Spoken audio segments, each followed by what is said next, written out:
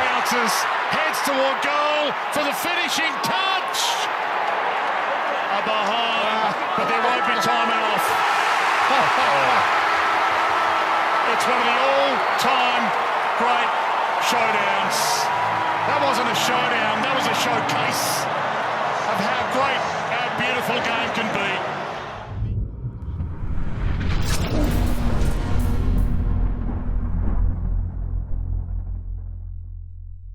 Alrighty, hello and welcome to the CREEDCAST. My name is Dave, and as always, thank you for joining us in what is a huge episode as we wrap a massive showdown. Unfortunately, one in which your Port Adelaide Football Club fought valiantly, held the lines and frustrated the Crows, but like those valiant rats of Tobruk in the scorching North African heat in 1941, shout out to Bob Quinn as well in the background for those watching on YouTube, we could not ultimately defeat the forces of Matt Rommel Nix, going down 12-12-84 to their 13-11-89, the tightest and most heartbreaking of scorelines in which the game truly went to the wire. Jamie, we're 72 hours removed from the game. How are we doing? I know we've both watched a replay today, and I'm not sure we're feeling any better after watching it, but we will looking forward to getting into it anyway. How are you, mate? I'm flat. I'm very flat. Yeah. How you going, everyone? I'm sure everyone's feeling similar thoughts. But yeah, I've just been flat the whole time to come so close. And because we're used to winning the close ones a lot of the time over the last, 2 and a bit years, maybe even more.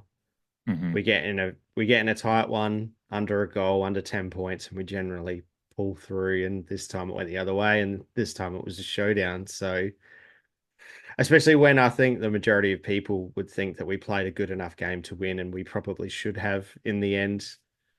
I'm flat. Yeah, it's one of those, Jamie, if I told you, stat line. Yeah, I was thinking, it's become a little bit of a theme, unfortunately. Yeah, it was definitely quite flat to be down at the game. Obviously, I know you couldn't make it for some family reasons, but I know you still got to watch most of it live as well as the replay. But yeah, I was down there and great. Mostly, there's obviously some pockets of douchebaggery amongst some Crows fans, and I'm sure some Port fans. I just noticed the Crow fan ones because that's what I heard when I was on the hill and whatnot. But of course, yeah. Overall, just a bit of a pretty cracking atmosphere. The roar when we got close at the end was just spine tingling. One of the few, and that was after it was quite quiet. Yeah, for a period of time there as well. Yeah, because it did get flat when they bombed forward and got those couple, like that little burst they had, which is literally like the very definition of a burst because it came out of nowhere and then quickly receded back to Port Adelaide dominance. It just, and we'll get into some of those little things in a bit, but yeah, that roar at the end, and it just felt like the surge of, whether the core of football games or whatever sport doesn't actually come down to surges of momentum from a crowd or whatever it is just doing the field still, and we ultimately learnt that on the night, but it did feel like there was just this surge of energy that was going to push us to a win, but alas, that wasn't to be, and we go down by 5 points after, getting within that 4-point margin with a couple of minutes to go, and as to what you said, like that's, we've gotten closer, we've been further away from teams, and still won with, a minute, that minute to go or 30 seconds to go against Hawthorn last year is probably the major example. Yeah. So, but they had, to be objective, they had some big moments late with their defenders, whether it be the Mark Keane mark or I think Riley O'Brien shortly after as well. O'Brien. Yeah. And, those were great moments. Unfortunately, we're bitter because they're on the other side, but if it was my team, I'd be fucking loving that. So fair dues to the Crows. Pocket hoop, yeah. If that was a Lear or a Bergman playing back, who I'm sure we'll discuss. Yeah. The show, but I know it's usually us doing those things, and like in saying that, I don't think we had too many passengers, to be honest. It's just a good game of football, to be pragmatic, and just didn't get the chocolates. It hurts. I know we'll get to the lines in a bit, but I've been trying to boil down, just thinking about what happened, and it really is actually quite simple to me. We dominated in a lot of statistical areas, some that we haven't dominated in much. Lately. I'll just get my statistics. Look at stats. contested possessions. After we started down in the first quarter when the Crows had the run of the first 10 minutes, but ended up plus 13 by the end of it. We had comfortably more of the ball overall. Obviously, the plus 21 and inside 50s that just hurts. Again, it's like the Bart Simpson. Like you can see it. Like every time I read that stat, it's like you can look if you pause it here, you can see where his heart breaks. Obviously just so many areas. But the one that we really stop it and fucking clearances as well was just almost mind-boggling. The clearance domination we had both. Center clearance +3 is good, but the stoppage work is just outstanding. 42-18. Which sorry to cut in, our Patreon members will be familiar with the points that we made on our Thursday show in regards to the Crows being this like heightened beast, apparently largely due to their forward line. But we discussed that the midfield was actually, when you sit back and look at it, a real opportunity for us to dominate. And yeah, we clearly did. We took advantage of a young Crows midfield and shut out their best player fantastically well. One without a senior head in Matt Crouch, who, love him or hate him, offers a bit of stability in their midfield, and he wasn't playing. So, oh man, it's an annihilation. I actually haven't looked at it in this formation until right now, and just looking at it like that, like clearances as a whole is just ridiculous. Yeah, it's an utter annihilation. Yeah, from a clearance point of view. And our stoppage work has kind of been where we've been doing some okay work. It's been centre that we've been a bit down in, but we won both. But ultimately couldn't turn that into a win. And there's the one major stat that the Crows really did win well in was turnover. They were plus that. Well, it's -13 if you look at it. Sorry, -15 if you look at it that way. And we talked about it again, plugging the Thursday Patreon show. We talked about their major scoring avenues that they're actually leading the league in. They were leading the league in score origin from like defensive half as well as turnover. And in those aspects, they beat us by, it was 22 point. They were plus 22 scoring from turnover and plus 19 scoring from the defensive half chain. So whereas we, from forward half, we slightly covered it, and their forward half pressure was really good, and then obviously won by a goal from the centre bounce as well. They did have some moments, but overall, when we got the control of the ball, we just couldn't do anything with it, whereas they just burned us on turnover. A few of those turnovers were direct goal. I agree. Brutal, and in a tight game, unfortunately, turnover is where you're really going to notice turnovers, and with the statistical dominance we had, if we'd been able to even up or even just get closer than the -15 on turnover, we'll probably win that game. But, shave it to, within 5, we're winning that game. But we just butchered the ball too much. A bit of profligacy going inside 50, whether it be, missed set shots, all that stuff.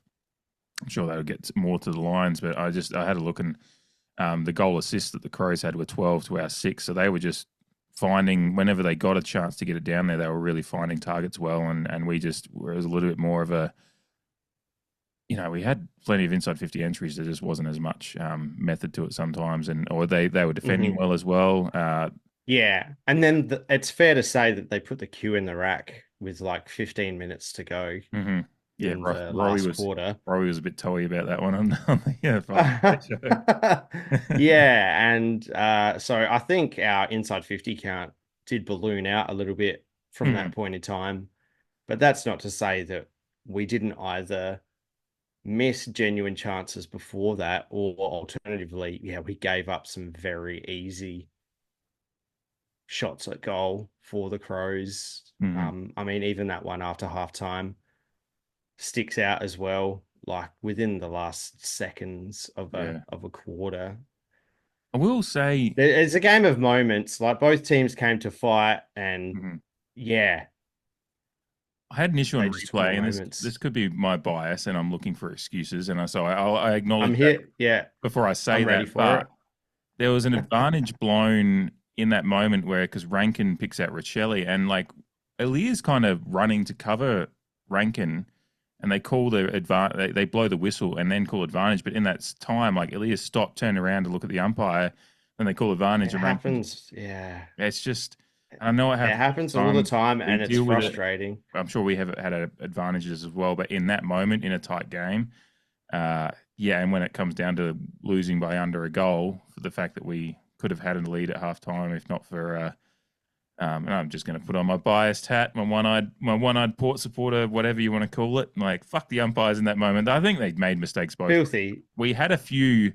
I don't know. You and I have texted a bit today. It's just like in the lead up to podcast. There's been a few moments where, like the not 15, that went the not 15. Oh, from Wines. Was it Georgiades on the end of that, or yeah? And whether Georgiades kicks it, often he does 50-50 based on his return on the night. But that went two mower strips, which is like, mower strips, exactly. He was inside the center square just when he took the kick, and it was the full length of the first mower strip inside 50. So you go on saying that's like comfortable 20 meters or so. And then I thought that it's about 10 meters a strip, and then I heard that the MCG is like 12 or something. I don't know if that's correct, but yeah, regardless, let's say it's 8. It's still far enough. Yeah. So annoying. And then they had one shortly after that the commentators were like, well, if that one wasn't 15, that one was 7, and the Crows were called a mark, and that actually ends up the sequence. So that sequence, again, I'm just, people listening, I'm sure it's mostly Port supporters. If you're a Crows fan, hate listening, do understand. I am acknowledging some bias in these moments, but these were just crucial tight lines where that kick, if it's marked by Georgiades and he has a shot on goal, that's a shot to probably get within, I think we might take the lead at that point, but then, or it's to get back within a point or so. Like, I think the Crows might have been 8 points up at that point, but instead they call it not 15. It's a stoppage. It comes out. They get their 7-meter kick that's called a mark, and that ends up in the sequence where Rankin goes down and kicks the first of his 2 quick ones after he gets off the chain just outside 50 to run in for the goal. So it's just one of those sliding doors moments where it's the other thing, why did the not 15, like, fans kind of laugh about kicks that get called marks when it's really not, but no one's ever had much of an issue with it over the years. It's exactly. Umpires being like, we need to lock down on this thing that no one actually has a fucking problem with. And it's like, it's such a frustration this year. I know Max Gorn talked about it weeks ago, just saying it's just changed the way we deal with shit on the field because we just don't know what's going to be called, so we're not sure what to do. So yeah, I'm frustrated with that one because that's a shot on goal that gets us within. It's a 12-point swing in that minute or so of play, based on and that is an objectively bad miss, and that was called out by the commentary. I'm thankful the commentary did actually. They even went back and showed a slow motion replay of where the kick started from and where it got marked. And yeah, it's fairly precise too, because sometimes kicks on the diagonal or whatnot, it can be a bit ambiguous because and especially if it's at pace in gameplay, it was fairly obvious, and it hurts that, they got a cheapy one that you could handle further. Yeah. And then, we're struggling to get as many marks inside 50. We did still take more than the Crows in the end, but it felt like a big struggle to get our forwards involved, and that was a moment that Mitch had actually done the right thing. He'd gotten a little bit, just enough separation in his defender to lead forward, take the mark, hands out in front. Ollie had delivered a perfect kick from inside the centre square, just inside the centre square, but it still was. And to a player taking a mark 40 metres out. And it's just like, that's the shit you want rewarded on the field. It's like perfect little moments. And it's frustrating as fans. For me, it's just a real frustration. And I'm sure you share in that, where some things in their game were just over officiating on when, same with the Bush League. Yeah. Audrey! There's bags under my eyes. There's bags under my eyes the morning after that fucking game, I'll tell you what. The last one. I just want to get, since I started the umpire one, the Connor Rosie insufficient intent when he's like leaning over and just touches the ball when it rolls out to over the line. I was just like, again, like what? Because there was a Crows one later on that was, if you're going to be calling it that way, that was even more obvious. It didn't get called. I was just like, it went both ways. There was some. Yeah, he was like, pretty exasperated at the decision, and then Tex just like fumbles around like a fish out of water and like Mm. kind of rolls the ball out with his foot, and it's like, nope, you're all good. Throw it in. It's ridiculous. I know we did get a few 50s. We got the beneficiary. We were on the plus side of the 50-meter penalties. So I'll take those. And they're all there, of course. yeah, it's still like the Rankin one. Like I get why Rankin was frustrated. Should have been a double 50 for dissent if it was 2 years ago, but it's because yeah, exactly. Yeah, we still scored from it. Come on, where's that one gone? Yeah, they'll drill down on that for like one round.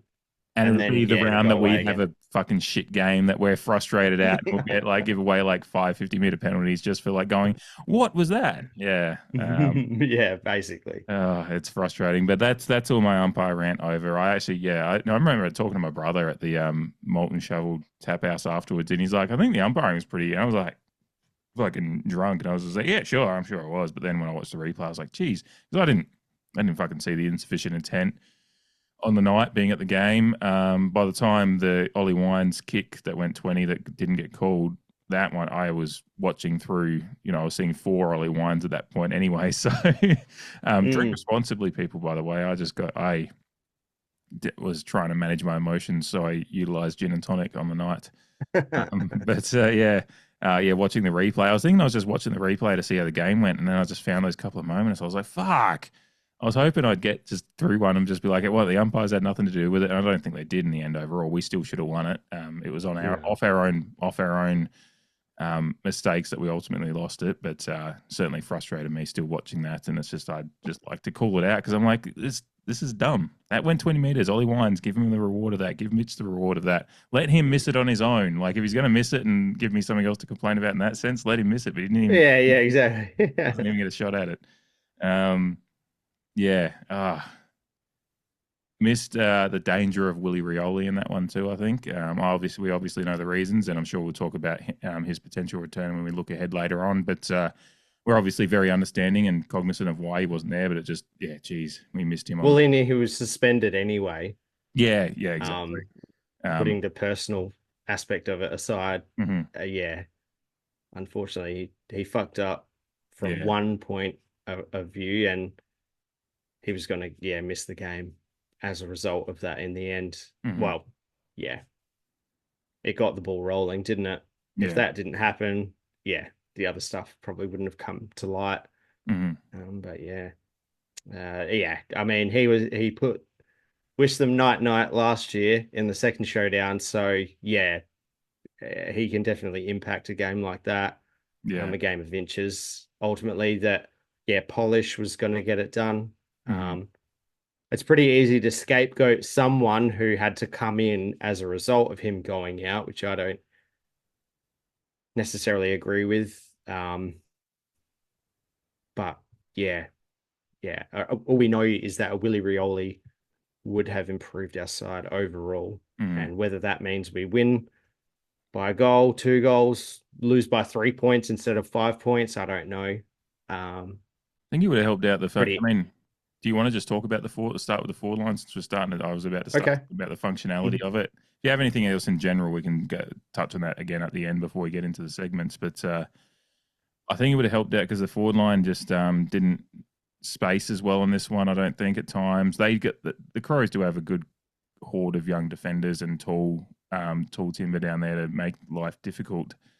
But what Willie Rioli does is like he can play up. He moves up the field a little bit and can provide the link up play, as well as just he's a great leading. He provides a great leading option as well in that kind of the way that Ben Keys and Co did down the other end for them at times, one-on-one matchup stuff like that. Like you're not. I'm not scapegoating Jed McEntee, but he's the one that came in for him. He just doesn't. He's not going to provide that same impact. He's not going to play that same role. He's not going to be asked to play that same role either. Exactly. He's picked for a different reason. Yeah. Which also adds to the confusion as to why he was picked in the first place. Sam Palpepper did play probably pick up a bit of that slack a little bit. He was moving around and kicked a couple of nice goals, and Darcy Byrne-Jones had moments, but also moments he'd like to have. He kicked a couple of goals as well. But you just know that Willie Rioli movement, whether it's the fear, as you've talked about all the time, that fear factor would have just helped open up. the scene when we were operating at our best with good forward 50 entry, and we did have a lot of it on the night, when Ollie Lord, Mitch Georgiades and Willie Rioli are kind of spacing, making the opposition defence work. That's where they create holes, they create leading areas, and we do get that. We do start finding a little bit more rhythm, and you could just tell, although we still played well, that we just missed. That's just how important a player like that is. They don't always show up with lots of disposals or goals, but they provide a lot in how they can impact how the opposition defence has to account for him. It's accountability. He provides a major point of accountability, and we just missed that on the night. Still had a lot of. He's happy to make space for other players. Yeah, and then karma just generally works its way back to him, and plus a little bit of magic. Yeah, his contribution is well known. Something we're unfortunately getting used to, though, is missing games. Playing games of football without very needed players in our best 18, unfortunately. But yeah, the forward line, it's interesting, isn't it? I know what you mean when you say that we were getting each other's way, but then as a whole, we got fairly even returns from the people that were in there. We probably, we would have wanted more out of all of them, but like you said, Pau Pepper and Darcy Byrne-Jones kicking 2 goals each. Mitch kicking the 2 goals too. Again, just he's gone from really accurate, like super accurate, to just hell, like yips from hell. And then he's come back and while he was fairly accurate last year, this year is a bit of a 50-50 mix. Like he's regressing to the average footballer, but the thing with Mitch is he's still presenting so many times within a game of football. Rosie and HORNE-FRANCIS bob up with 1, but yeah, you just want a bit more. I guess the surprise packet for me is obviously Finlayson. Yeah, like that's a Finlayson that we need. It's you can't ask for much more than that, really. A surprise starter for mine, but like again, we discussed in the Patreon show on Thursday, you can't really have him be sub for 3 weeks in a row. So I think you said potentially McEntee could be the sub, or an unfortunate youngster, or someone like that. And McEntee wasn't the sub, but then he got subbed out, and Moraes started as sub. So to get 3 goals 2 out of Finlayson, like it shows that a kind of 3-tool system can work. Yeah, as well. If the thing with Jeremy Finlayson is like we're big Finlayson fans, Finlayson family supporters. It's just whether you're going to get that most weeks. No one can play at the highest level every single week of the year, and if they do, they win the Brownlow medal essentially. But yeah, having a game like that is very, very important for this little transitional phase, because like regardless of whether you think we can compete for it or not this year, we are in a transitional phase, and a player like Jeremy Finlayson can help just bridge that gap between Ollie Lord, Mitch Georgiades and forwards gone by. Pinch hitting in the ruck, I also thought he competed well, and like that helps out, of course, whoever the ruck may be on any given day, just to have someone who can chop out for longer than what we've been able to give a suite previously, is also an important rotation to make. But obviously a game like that deserves credit from Finn, and was just a huge surprise packet for me on the night. Yeah, particularly liked when he kicked. I think it was after his first goal, he did a bit of a jumper tap. Yeah, but you can't really see it. Like you have to. There's like a quick because the camera angle on Fox is at the back, but you can kind of see it flick up. Because then they played like a side angle, and that made it worse. Like you couldn't even see it. I just saw it on the night. But yeah, love that. My vantage point on the ground, but course, love that, and it's great that with all, obviously it's well documented the trials and tribulations of his just personal life at the moment. Obviously not directly him, but his wife Kelly. but him being able to come in and play such a crucial role, and missed a couple of goals that he'd love to have back. He could have had a hell of a bag if he kicked the ultimately probably the two, maybe two of the easiest shots he had were he's a bit up. more of a magician as well. Like he prefers it in chaos. Yeah, and that goal he kicked late on to get us really close back into the game was a real opportunistic goal after we missed 4 or 5 in a row of a lot easier opportunities as well. The Jason Horne-Francis down forward thing, there was some criticism with that, with whether it be people just saying he's not getting into the game, or just he didn't have the game he wanted to. I think that is unfortunately he wasn't going to get as many CBAs if we were going to have Miles Bergman play that role. So that's like people are missing that aspect of the fact that Jason Horne-Francis sacrificed his role for the team. Miles Bergman. Jason Bergman. Yeah, it was a real Jason Bergman. Yeah. Surprised, actually. I didn't notice any commentary moments of that, but maybe everyone's well attuned to the difference there now. But so I'm just scrolling down to find my CBAs. Bergman and Butters were both our centre bounce at 82% of centre bounce attendances. Jason Horne-Francis said 50% because he finally got up there a little bit. But that was a sacrifice. That was, I think, a direct result of the fact that we decided to go with Bergman on Dawson, which we'll talk about that when we get to the midfield. I think Horne-Francis had a bit of a struggle role for him in that game as to how to get himself into it. I think he still got himself into it okay. He still did, missed a couple of goals, which is again a frustration. Yeah, of course. Beyond that, he gets 20 disposals, doesn't utilize it the best, but he was playing in a really like Swiss Army knife kind of role.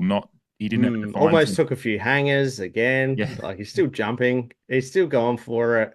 Like that's it. Like you have to identify the role that he's playing. Like he's not a midfielder on Saturday night. Exactly. So you can't get it. That's like saying Willie Rioli isn't getting himself into the game because he's not picking up 10 disposals a quarter in the midfield. So like he's not playing in the midfield. So we have to judge him differently for the role that he's playing on the day. And it was the first showdown last year where he was the one that looked like ripping the game apart and, giving us a lifeline from having a terrible game, 5 goals, 18, of course, in the end. He was the one that was looking to rip it apart after being moved forward. So yeah, it's a weapon, and it allowed us to try something different in the midfield, which we'll obviously get to. And that's also an aspect of this year that I appreciate, is that we're trying things out just to see what we've got and what our capabilities are while we are in a transitional phase.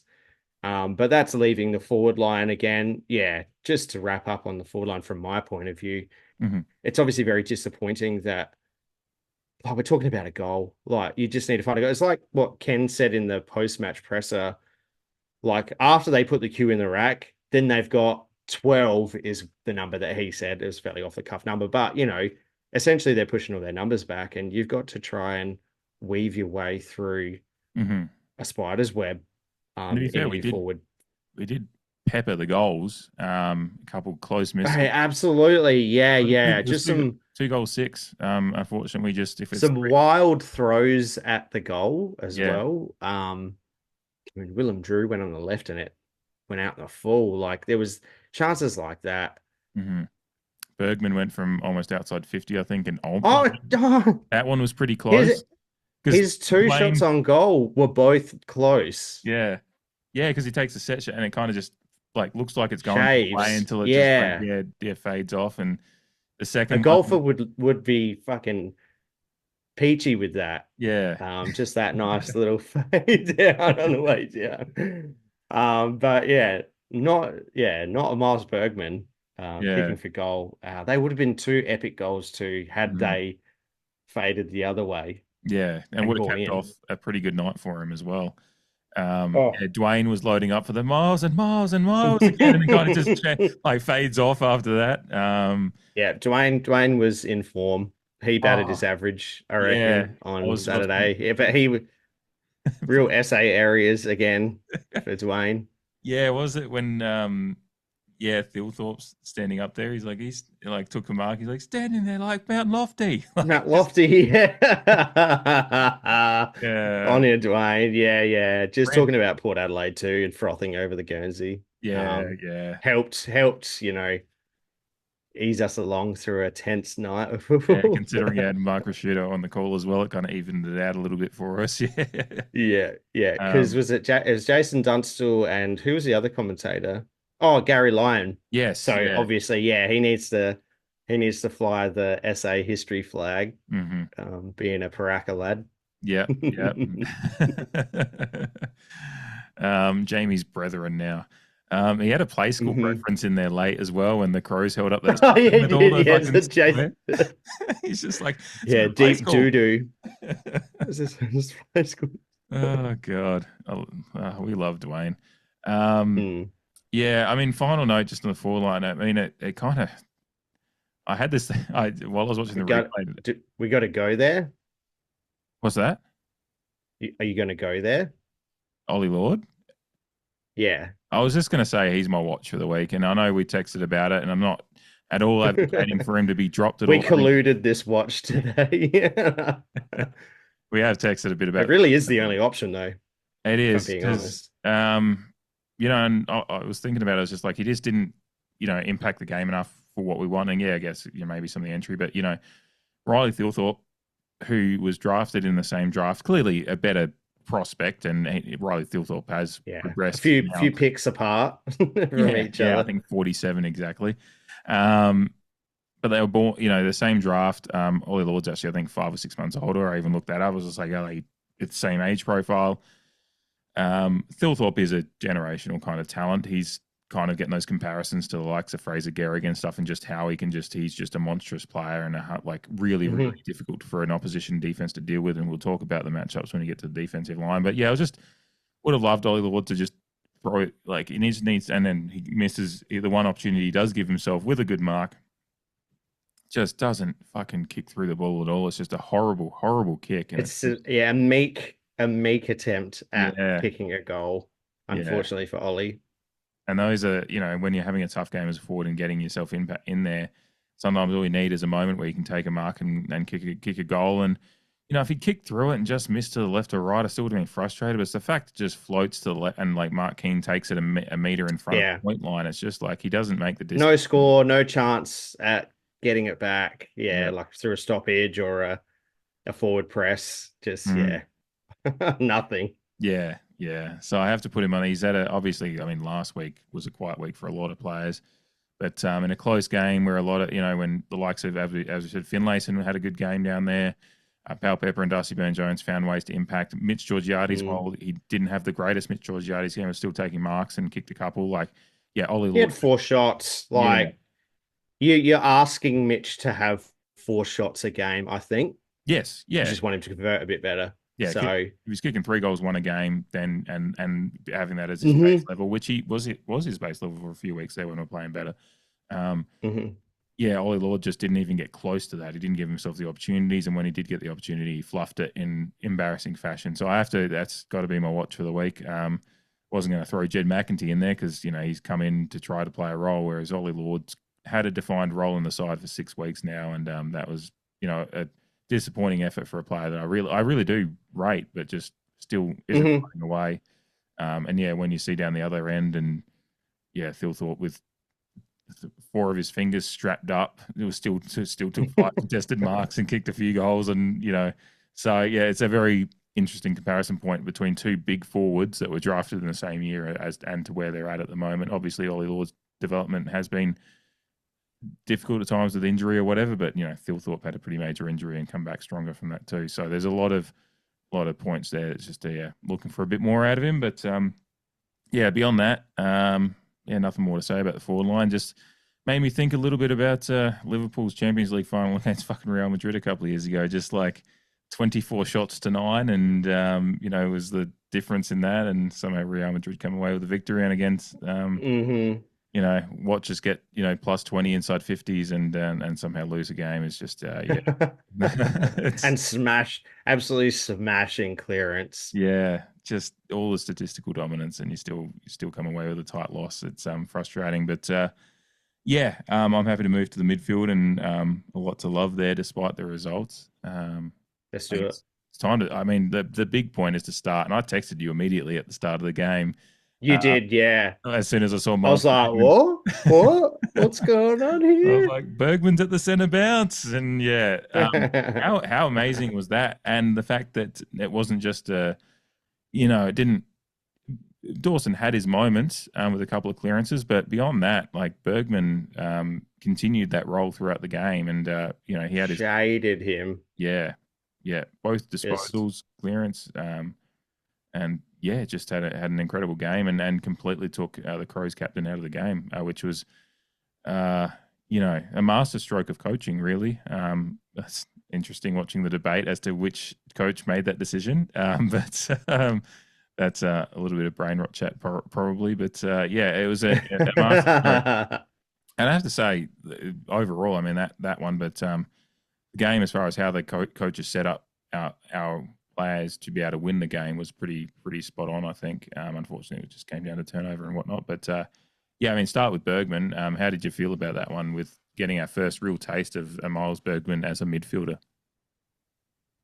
He played a good game, so you're obviously seduced by it. It was fantastic. And the fact that he doubled it up by tagging someone, which we obviously already attribute to someone else in our team. So it's and with having Bergman thrust into the midfield rotation heavily, tagging someone, Willem Drew still didn't suffer as a result of it. I thought he still contributed to a fairly well-oiled midfield group on the night. And so this is what I was obviously alluding to before by saying that I'm glad that we're trying different things, because look, hopefully he stays, obviously. And what does this mean for the future, and how can it make us better? What Bergman displayed was that he can involve himself in scores, and he can also be accountable for someone for an opposition player at the same time, negating their influence. And that's rare. We all know that's rare. That's why we love Willem Drew in Port Adelaide, and it's why clubs that have two-way taggers, that's why they love their players in their teams too, because it is a fairly rare commodity to have as a football club. But it just looks good. Sexy. It's Bergman, it's blonde hair, He's a big what's too. not he's cut. He takes a good mark. And this is what Rosie going back and being an X factor there allows. And obviously there's another injury to our backline, which we'll discuss in time. But I hope Bergman gets a good run, and that'll be the test, is how consistent can one be after gaining the opportunity to play a trade in the midfield, where he said that he aspires to end up anyway. And obviously he toyed with the wing last year, and that didn't really work out. And because of his defensive prowess, we put him in a place where it would improve our overall game plan last season. Change is as good as a holiday, and it's refreshing to see stuff like that, particularly when it works. Yeah. And it worked to a plot. I mean, Jordan Dawson, one of the real big parts of his game is his big, strong overhead mark. And going into the game, Jordan Dawson was averaging over 5 marks a game. He only takes 2 in this one. And Bergman takes 5 marks for himself. So kind of that, I think that was one of many reasons. But you don't just put. It was a masterstroke, I think, in planning. And I think Travis Spoke was on 360 tonight. He said it just came up midweek last week as an idea. And I think it's just like Bergman's ability, both as like his side, like Willem Drew probably would have done an admirable job, but the fact Bergman can actually just is a real, he's a big talent of a player. That's why he's sought after as far as his what he does after this year by Victorian clubs, and because he is he does seem like the kind of player that there is a few roles he can play to a higher standard, to the point of being like, I mean, he had the over 600 meters gained in this one as well. Like while, tagging and taking Dawson out, like Dawson only had 13 disposals. I think he only had 1 or 2 in the first quarter. And like he had a couple of moments where he broke out for a clearance that did help them, but it wasn't the kind of game, like, because Jordan Dawson, obviously, we've got nightmares from a few years ago with just the post-game goal, but like he's a player. Well, and as they mentioned in commentary, he was leading the coaches' votes, I believe, coming into this round just gone. So, yeah, coaches' votes, which now look good for a couple of our boys, just as a side note. Yeah. After this round, Connor Rosie is leading them. So, which interesting. I guess we'll get to Connor Rosie and talk about the back line, but a lot of we absolutely will. I have get a lot of Connor opinions Rosie. on Connor Rosie, of course, positive. But yeah, so we're on Miles watch right now. Which is incredible, just as arousing. Yeah, it was an incredible game from Bergman. And again, I just plaudits to the coaching staff, whoever it was, and obviously these things are all a collaborative effort when it comes to coaching groups, but. Whoever had as they always have been. Yeah, it's not just one person depending on the week. And it's a pity he didn't at least finish one of those goals. He did have a goal assist in the game, but yeah, just at least if one of those ones had gone through and we win, it's just like caps off a good game. But it does. Outside of that, I think our midfield was just incredible on the night. Zach Butters they were talking about in commentary. Is he like? I think at one point they were talking about, do they throw someone at Zach Butters? And I think Gary Liner's like, is that going to stop him anyway? he's at that point in his career that he's almost unstoppable in what he can do, particularly if everyone else is playing that role. It's very Nick Dacos. Yeah, you can maybe subdue him for a period, but it was frustrating watching the replay. I don't know if you noted this, but when the period of time, I think it was at one point, there was Butters, Rosie, and Georgiades on the bench, and that was when they had their little run. And then it was again in the last quarter, he spent some time on the bench, and it felt like real NBA areas. And this game had a lot of NBA runs kind of stuff to it. And, it did, it was back and forth. Yeah, just like that, wasn't it? And I guess that's kind of where modern footy is kind of going. Yeah, and depending on who you have on the bench, and particularly with rotations being an issue, and like how much time you keep someone on the bench to give them their rest, as someone who I'm a Trailblazers fan, but I grew up as a Knicks fan before I went to Oregon for college, so I still follow the Knicks as like a team I enjoy watching, and since they're like in the playoffs, I was watching the game today, and yeah, one of the things of the Knicks over the last few years was like, really good starters, not a good bench, and like teams would just go after them when their stars were on the bench, and it felt like that the Crows would attack those moments when they really found and they did it perfectly. They did take advantage and actually score quite well when those guys were on the bench, unfortunately, but that is, and they're efficient. They're an efficient team going forward too. So. Yeah, devastating degree in this one, unfortunately. Yeah. Yeah, but the 2 weeks between the Bulldogs and the Showdown just showed midfield capabilities, chalk and cheese examples for both weeks. And coming up against a seasoned midfield with some youthful exuberance in the Western Bulldogs, and then kind of going toe-to-toe with the younger midfield is where we're going to see ours really prevail. But in our preseason shows where we said that our midfield would keep us there and thereabouts, it just seems like it's not quite that easy, and some of the deficiencies in other parts of the ground, and they haven't been flawless this season, it must be said.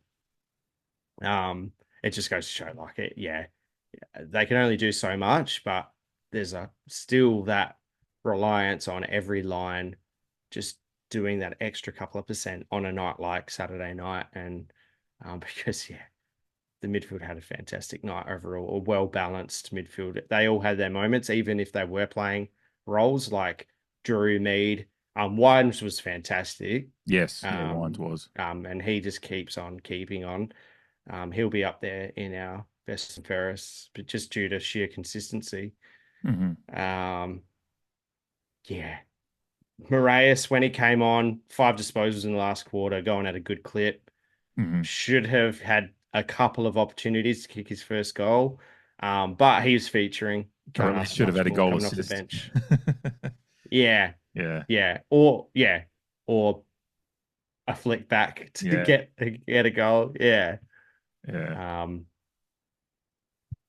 But yeah, from a midfield point of view, before we move on, I can't really fault any of them, to be honest. I think it shows the standard that we can aspire to, because if we're, we did let ourselves down against the Bulldogs last week, but that was, a mixture of a lot of play. And we should touch on it. How did you find Vicentini's role in this one? Because as expected, we ceded some hit out power to Riley O'Brien, but I think I was pretty blown away, to be honest. He was our highest rated per champion data. Our highest rated. That's right. Yeah. Player on the field. I saw that shit. I saw you share that. Hang on, let's get that up. Let's get that up right now. Yeah. Okay. Yeah. So he was ours. He was the second best behind Isaac Rankin on the night. But Jesus. That just about says it all. Was very close behind him, I think. Breathing down his neck. And Vicentini was actually in negative meters gained, which is funny that he still ended up our highest rated player. It's funny because I think his champion data rating was 17 and he had minus 17 meters gained. Just real numerical. He did? Yeah, that's right. Yeah. But no, obviously the selection was a little bit of a surprise, even though that most people were aware that Sweet had a rough trot and had been beaten. To what extent is in the eye of the beholder across the last month. But yeah, for anyone who's paid close attention to Dante Vicentini at SANFL level, you know that he's pretty close to the mark. And that performance on Saturday didn't change that opinion for me, and I'm sure a lot of other people, because he's competing in the ruck. Sure, he might not have dominated hit-outs. No one expected him to. But, yeah, second efforts, trying to link up. He took a couple of very nice marks in some passages of play as well. Whether they were intercepts or not, I can't quite remember.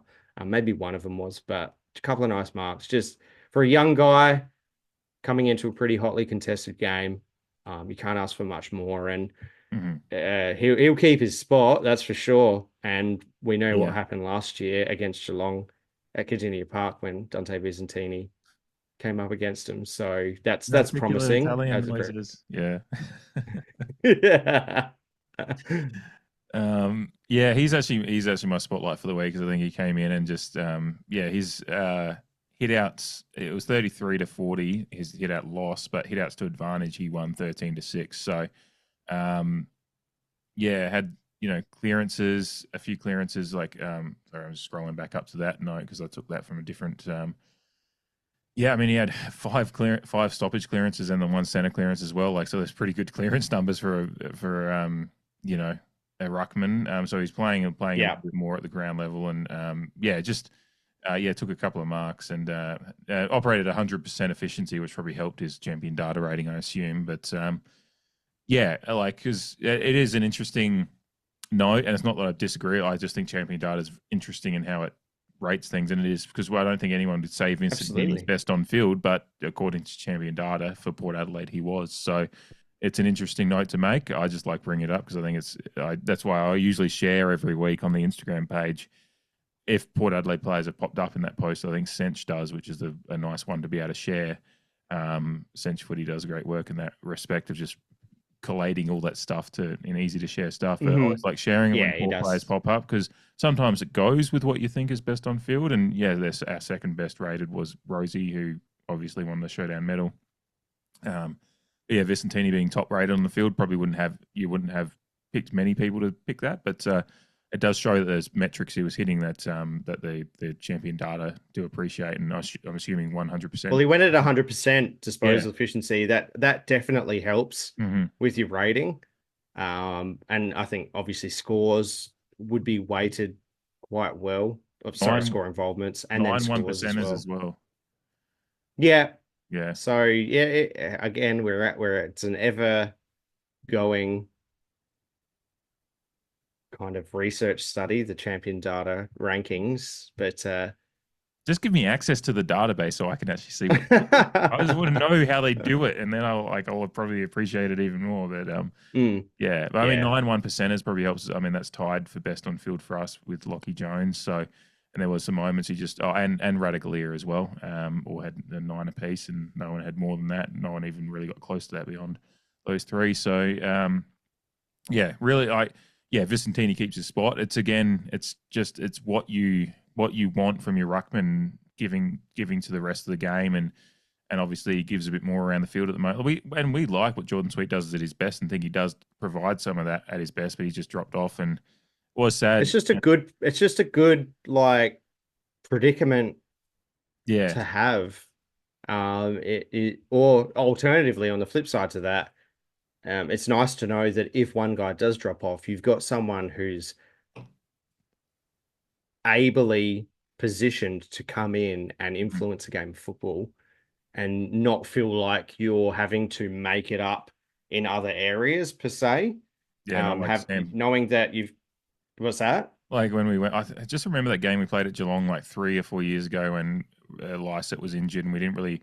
And it was like Sam Hayes was the other option, and I think we went into a game and pretty much just threw Sam Powell-Pepper into the ruck a bunch, and Charlie, and it was a real mixed bag of players taking hit outs, and it wasn't really a dedicated ruckman for the game. And yeah, Byzantine is probably what they envisaged for Sam Hayes when they drafted Sam Hayes. Yeah, and Sam Hayes is out of the league now, so it's probably. Yeah, and he had much more plaudits on him coming in as a draftee than Byzantini was a late pick. So yeah, it's a great or something like that.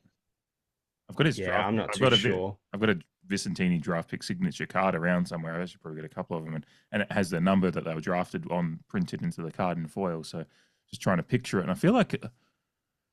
Was he drafted in and around the same spot as? Was that the same? Was he in the Jace Burgoyne draft? Because I feel like we took possibly. I know he was in the Josh Sin draft. If that was the same one, I think that was the Jace Burgoyne one. I'm pretty sure. And the Jason HORNE-FRANCIS draft. Yeah, which I've got a Jason HORNE-FRANCIS signature card too. Yeah. Anyway, that's neither here nor there. But yeah, he's a late pick. Nah. Yeah. Good spotlight for you. He was my backup spotlight. So. Yeah, well, I'm interested to see who you go with your spotlight because, there was a few. Mine was Finlayson. Oh, I didn't announce it, but yeah, that's why I kind of hung on Finlayson. Yeah, for a bit. Yeah, just to go back on it now, like that's how much I appreciated this game. Very close to mine. And we need players in that bracket to be featuring and playing to that standard because he was. For half a season, what was it, 2023, he was in All-Australian contention. So we know the level that he can get to. But yeah, we've already discussed him. But yeah, he was my spotlight because I want more of that. Yeah.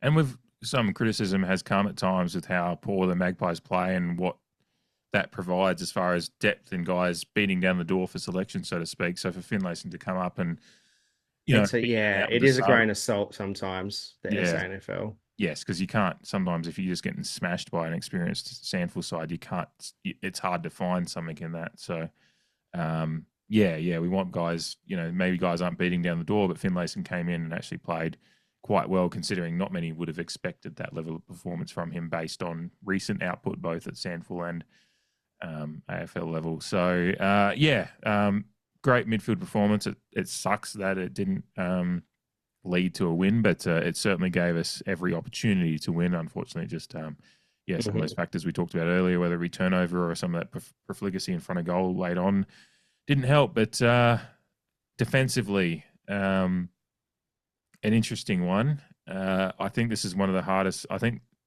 to start, I'll make a point to start. I think the Crows exploited mismatches here and there. Like they just moved guys around and really, really exploited the mismatch. That's a great point to start. Yeah. Multiple times, and that kind of set them up for being able to take fairly good advantage. And I'll just go back up to my stats as to how many inside 50s per, like their percentage of inside 50s that led to goal was almost 1 in 3 inside 50s were a goal, whereas we were under 20. So it was 31.7% for them, 19.4% for us. So they just, and inside, inside 50s per score is almost almost 1 in 2 of their inside 50s led to a score, whereas we were below 40 at 37%. So for them and our defense, I think, it was a hard one that we were going into. It was going to be a hard matchup, particularly with Bergman going into midfield.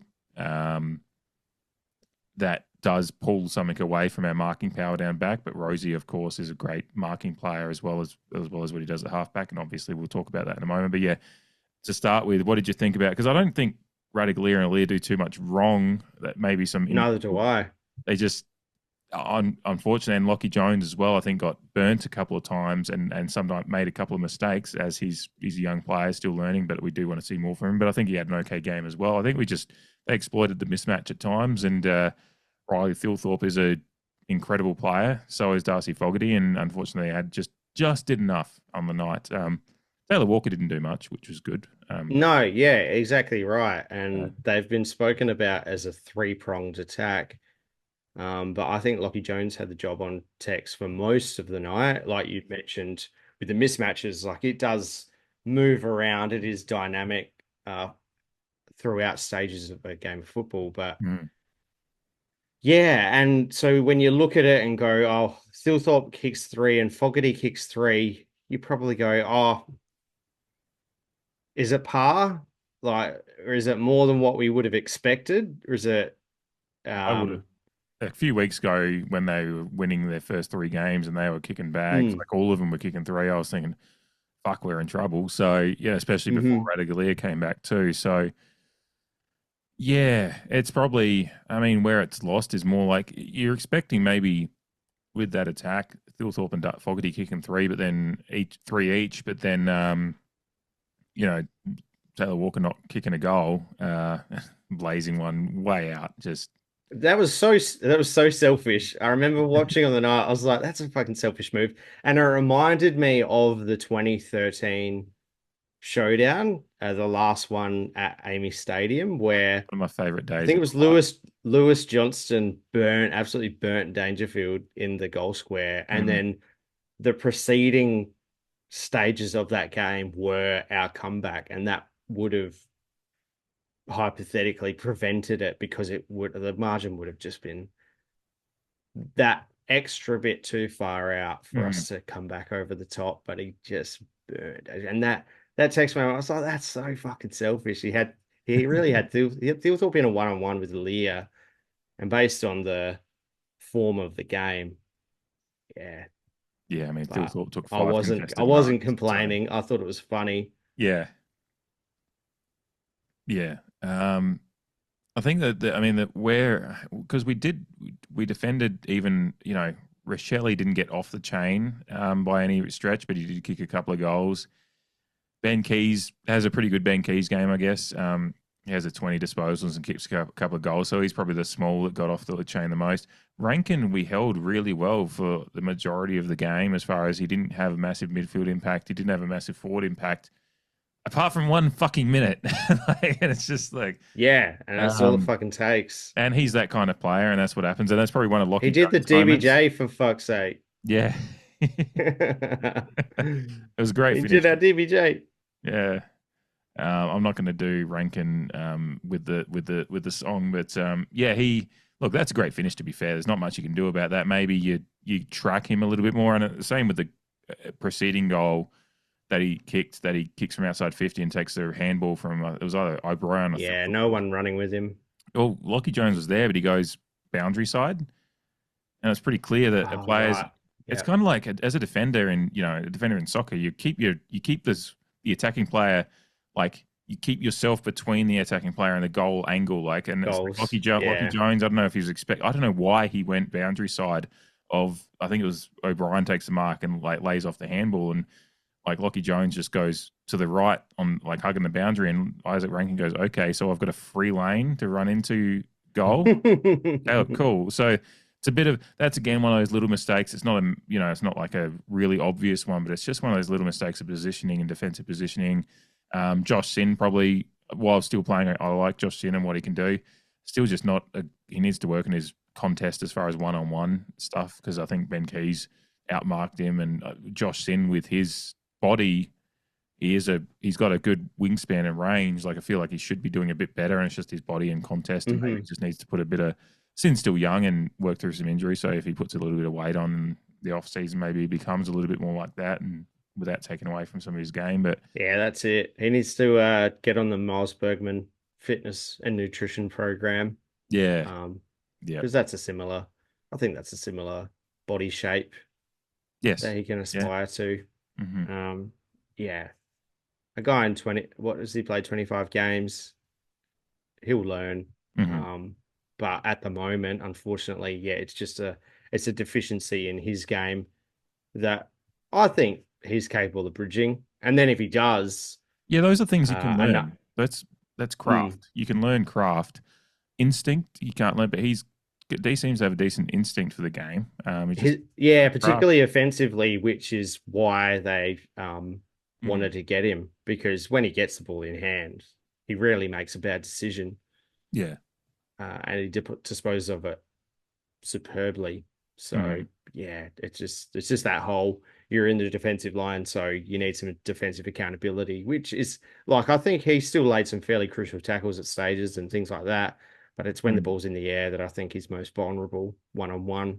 Yeah. When he was one-on-one with Keys, I was already, fearful, and Keys, and they're grappling and the arms are grappling and they're kind of tied up, but Keys still takes the mark, and it's just like, and, I think in the slow motion replay, see like Sin's just still slapping his arms around, trying to see if he can slap it out. And it's just like, you've already lost the battle there, man. He's already dead. Stop. Yeah.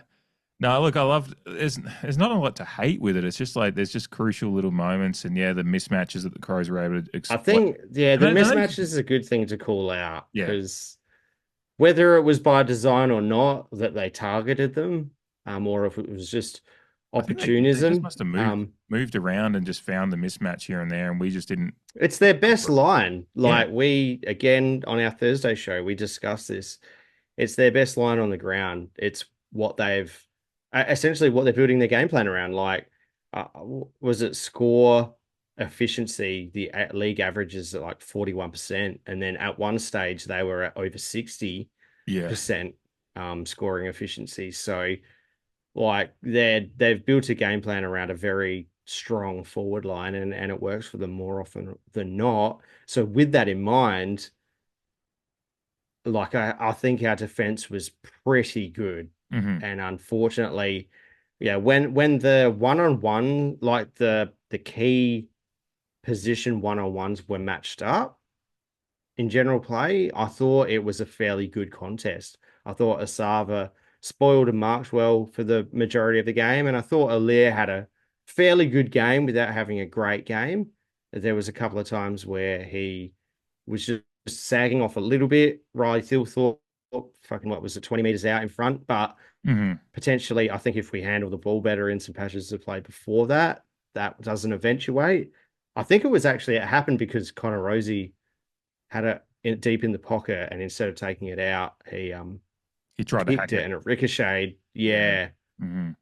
So those are the things. It is a bit of a bad habit, I think, that we have, is on some occasions we have the opportunity to kill the ball and create a stoppage, but we decide to keep the ball in motion. And there's just been a few occasions this year where it's like we just it's don't want to turned have over and given them a very easy opportunity.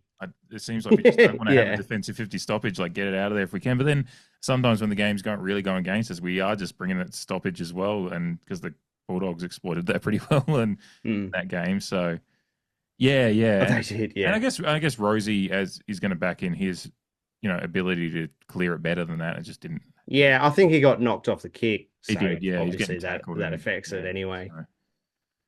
And yeah, Leah, like maybe, Leah can respect. I don't think he does disrespect Leah as a smart defender, but like that's the thing. Like the commentators made a point of I that mean, he too. takes risks. Yeah, Like, like that's his game. Like you've got to, well, you've got to have a bit of push and pull from what your best abilities are and understanding the opponent. And I think they did do that pretty well.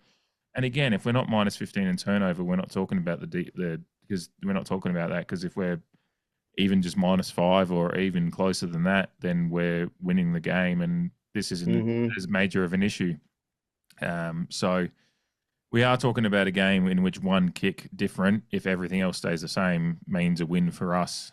So it's kind of, that's the tight margins. It's really, really frustrating, but that is, unfortunately, while I have a lot of frustrations with the game, those turnovers, and I mean, Aaliyah had that, we texted about it, that Aaliyah kick into the middle when we had the ascendancy was really, the really third brutal. quarter, was it? Yeah, we'd gotten ourselves 8 points up, and that was geez, that's a key part of the game too. And maybe I'll talk about that for a minute before we get to the segments or and anything else.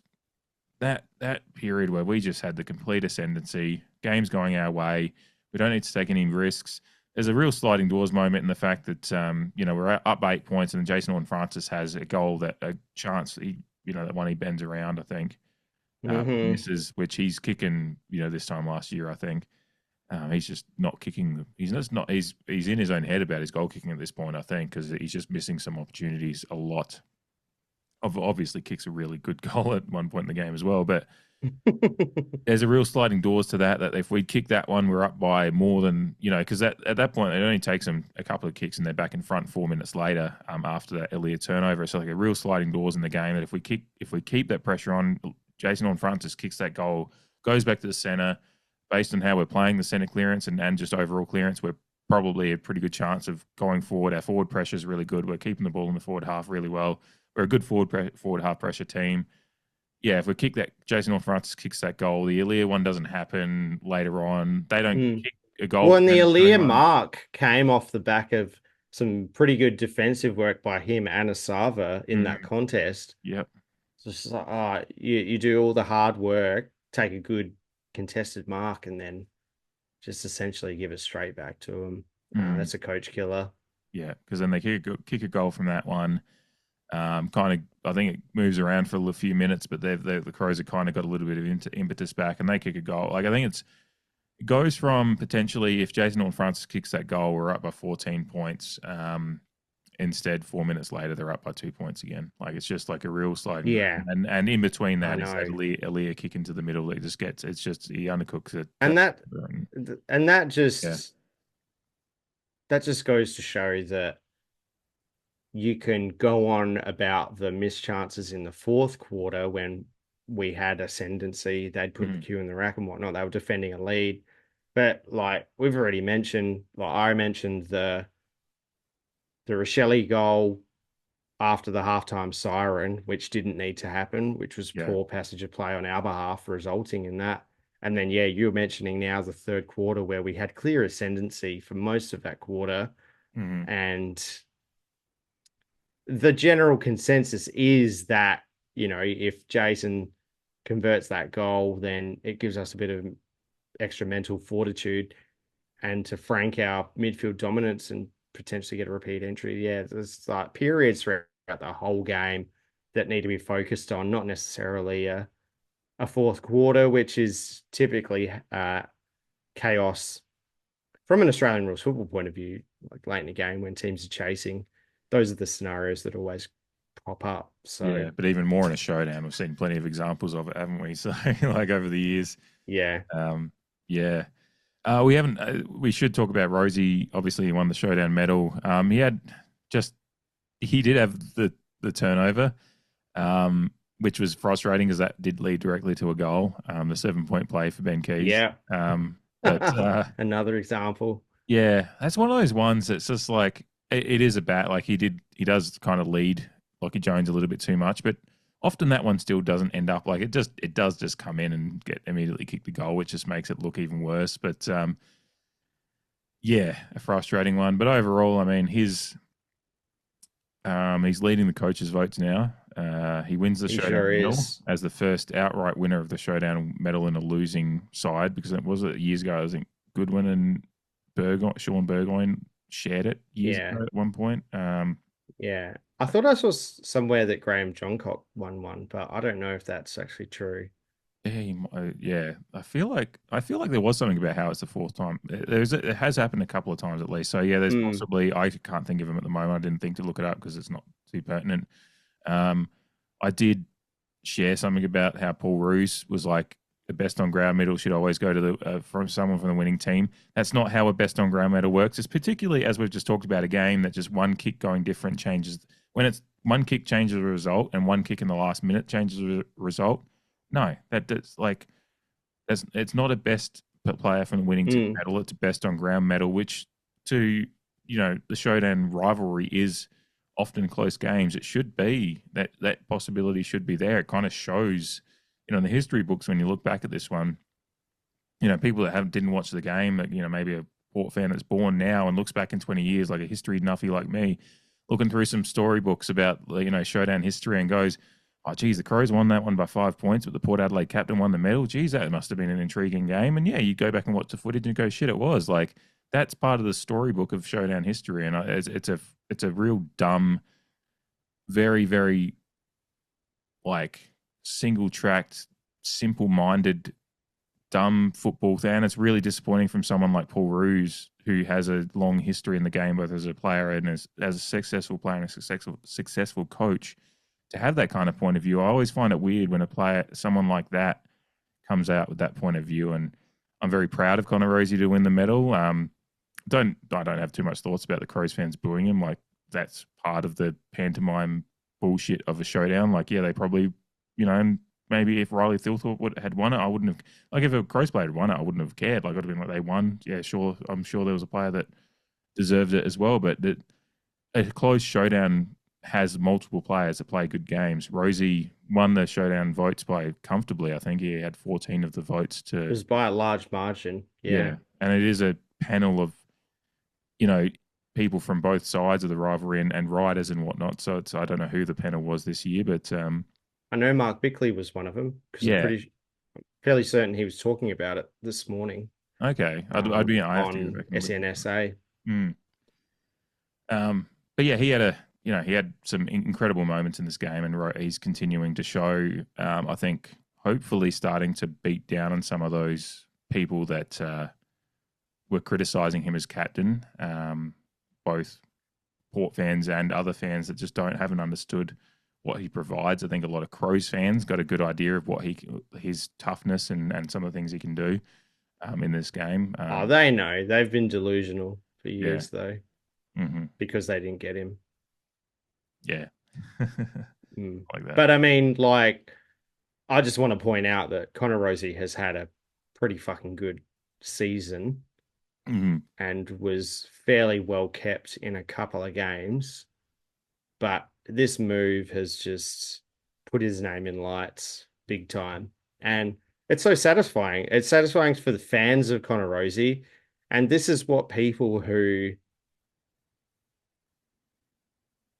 was that the line in Ted Lasso, being curious, not judgmental. This is where people who are judgmental first miss out, because when you are curious or if supportive, I guess you could say, of someone who is actually doing quite well, but you haven't put him up on a pedestal, you get to obviously enjoy those times. But then when he pulls out a performance like this, you get to enjoy it even more, because you're not the one that has created this false narrative that you need to be proven wrong. Like, we just get to enjoy it for what it is, and we get to enjoy how it's come about. It almost reminds me of when he was moved from the forward line. So this is the type of player we're talking about. Like, he can play every single fucking line on the ground. When he was moved into the forward line, from the forward line to the midfield in 2022, after we'd started, well, we were 0-4, I think we were, and then we played Carlton, and he moved to the midfield and just completely changed everything. And from that point on, for the rest of the season, I believe he was the highest ranked champion data rated player for the rest of the year, that year. And then it was in that moment that we knew, oh crap, like this might not be a great year. And to be honest, this season right now that we're in does have a lot of similarities to 2022. Mm-hmm. You saw that then and you just immediately knew, okay, well, this is how our future looks from a midfield point of view, because at that stage you still had Travis Boak featuring heavily in the guts and things like that. So then now this change to the half back line reminds me a little bit of his move into the midfield. It's just reinvented him a little bit, and it's reinvigorated the side through balance in the midfield. And now it's afforded us the luxury of trialing Bergman, as we spoke about before, let alone allowing Wines to do his business, Butters to flourish, like we all know he can, but me to get a bit more time, Drew to be able to go in and out of a center stoppage. It just offers us great flexibility and impact too. Like we're not reliant, obviously with Dan Houston leaving, there's a lot of conjecture about that line on the ground. Can Kane Farrell be that person? Knowing he can't, I just want to put it out there, and that doesn't matter. He still offers a lot to our side. But Connor Rozee has just completely changed how we go about it coming out of the back line when, we did have the likes of Bergman, Farrell, Lockie Jones. It's just that extra bit of X factor. And he's not the most polished disposer of the ball, but there's X factor and there's hurt and pain when the ball does get used efficiently.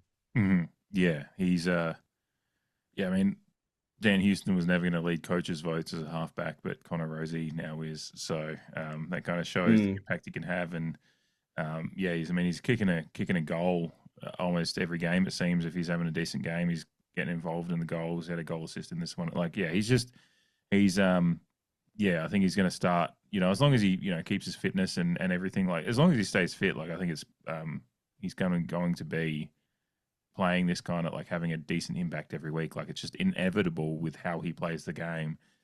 And the better thing too is that opposition coaches are sending players to him, and just due to the place on the field that it is, he's dealing with it a lot better off a half back line than he was in the guts. Because it's hard to tag a half backer. Like you just can't. Yeah, it's the way that because you're assuming it's a forward. You're there to do your thing too, and particularly when he's okay defensively too. Neil Bullen kicked a goal on him, which is fair enough. That's just good football. But his mopping up of helping out his players as well, just offering that calm head in some chaotic situations, just coming through, releasing some pressure. And that's your captain. Real VVD areas. If I may indulge you. Who is also capable of a goal himself. Massive goal. And just a beautiful man to look at. Anyway. If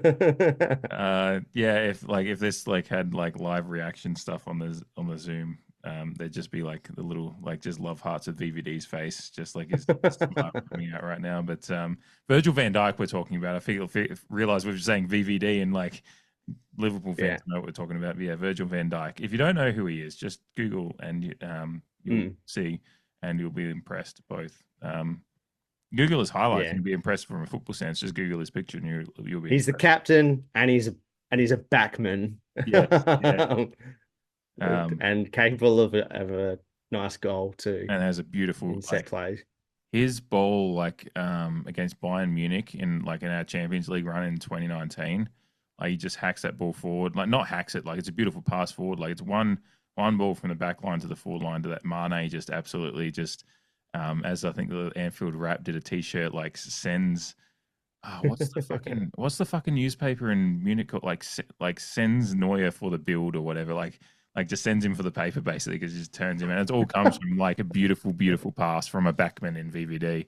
which is Yeah. we're seeing a lot out of Rosie at the moment as well.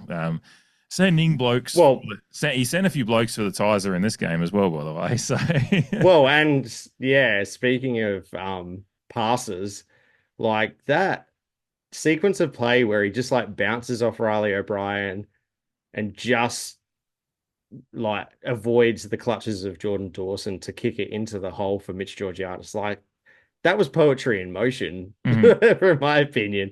That was fucking sensational. Yeah. And I guess for the average person, you're like, yeah, that's a game that it was a captain's game. Like he put the team on his shoulders, and I don't disagree with that. And he is clearly the best performer over 4 quarters. He had mistakes, like that's imperfect, and I think that's part of football. Actually, like you never actually like we'll look back. If you look back in 10 years on any game, you just go, oh yeah, that game was great, and you forget the mistakes, especially if you won. But like any game, like unless a player goes at 100% efficiency, which midfielders or attacking like disposal heavy halfbacks are never going to do, there's going to be mistakes. Yes, maybe it was a high profile one and the Ben Keys one, but he immediately turned it around. Because I think that spinning move you're talking about happens immediately after that goal. Like it's like the commentators talked about it like this wild rosy minute and 20 like they were just glowing about him. Like even if it was imperfect, they're like, this guy just is impactful. And unfortunately, the mistake that he makes comes from him also smothering a ball on the line. So it's just like there's so much going on, and but the point being, like he's both his impact when he doesn't have the ball, he tries to impact the game, and when he does have the ball, he's dangerous, and you have to be accountable to him. And even if you're accountable to him, the role he's playing, you're not going to be able to stop him completely. And particularly as long as he's got the friends around him to work with. Like that's the thing is like Rosie, if we had 12 players injured, like knock on wood, but Butters and all those guys are injured, and but when the team's got when he's got the guys to work with, the talent to work with, it's really beautiful to watch. There was some really good sequences of play with him and Butters in that third quarter that were beautiful to watch. That link up play through halfback through the middle, so as you said, poetry in motion. Do you want to get into the awards and segments? Because I feel like we're going to talk about this stat. I keep almost getting into all his stats, and I'm like, I know we're going to talk about him again. So yeah, I just wanted to finish on a quick note. Very, very similar to the Finlayson note. Having a Ryan Burton that performs like that is also critical to our overall team makeup. Good game by Ryan Burton on a comeback as well after a hip. Although he had played a bit of SANFL football. But yeah, we've spoken about his age profile. And if that's his output, I'm happy with that. Yeah. Defensive accountability, helping out your teammates, usage of the ball, spoiling, and then the cheeky goal to go with it. Just really impressed. And as it turns out, he was our 4th highest rated champion data player for the game. So again, like this is a year of transition, whether you like to admit it or not. I'm hoping all our listeners, and welcome to anyone new, we value your contributions greatly. But I think I would hope that we're all on the same page, and we're just like, for me this year, I want to play finals. Don't get me wrong. I fucking absolutely want to play finals. Like it's important for culture to play finals, in my opinion. Whether you think you can win the premiership or not. But yeah, players like Ryan Burton, Jeremy Finlayson, they're in that age bracket that helps you Geelong it, if you know what I'm saying. They just keep that ball rolling for your club and your culture, transitioning newer players in and assisting them there. I thought he had an admirable game, and I look forward to just seeing what the next patch of games looks like. Yeah, no, I agree. I actually did have a note.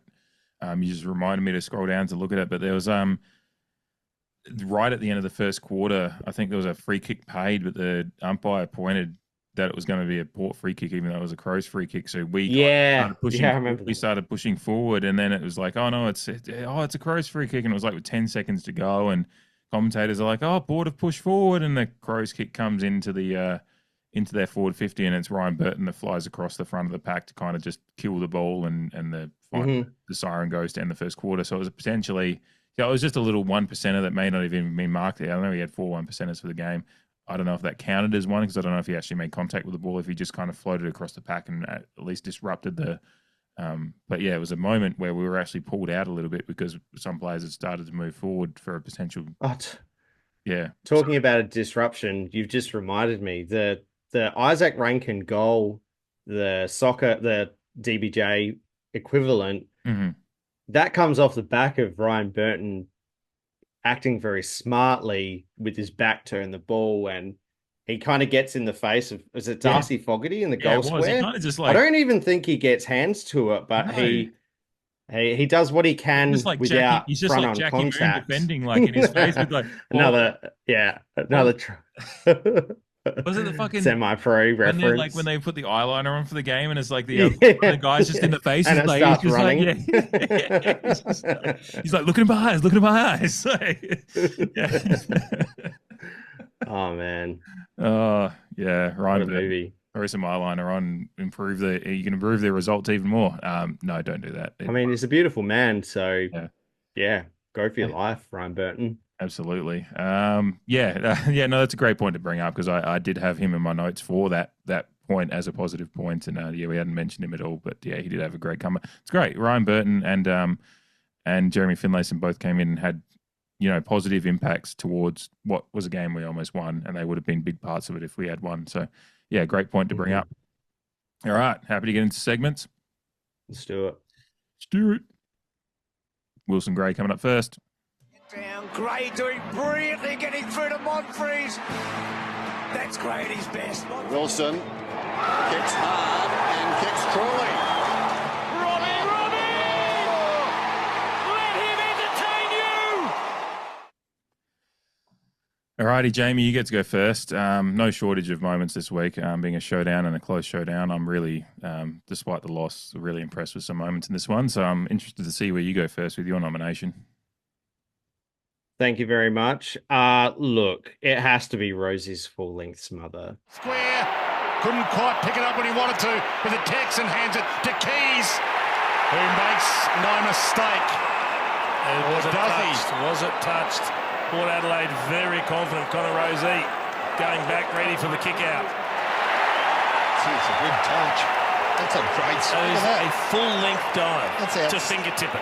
Ending from the captain. Review complete. Like, I know we're not going to keep talking about what happened directly after that, but these things happen in isolation, and that is very Wilson Gray award from my point of view. Just grand final day, like Nick Revolt in the goal square, kind of, Heath Shaw, just leaving no stone unturned, and that the full length smother is turning over that last stone in a defensive point of view. So yeah, obviously there is some great shortlisted items on the Wilson Gray, I might add, but have to go to the full length smother. No, that was incredible. That's on my shortlist as well. But my first pick, actually, you've already teased this one. Actually, I had to go with the directly after that. It's going to be a Rosie double in the Wilson this week. His spin through the middle, good reason. And I just thought, because when you watch that, there's like 3 Crows players that are kind of in the vicinity to make a tackle on him, and they kind of look to each other. They're in shock. One does make some contact, but he just slick. Connor Rosie feels like he owes them one, and their Superman spins out of a jam, heads to George. That was phenomenal. Connor Rosie wearing the Port Adelaide traditional old school number 1, worn by so many Port Adelaide greats. This number 1 prison bar jumper. Reminiscent of the jumper, because he broke out of prison in the middle there. But he was about to get nailed. He spun and weaved and just exploded.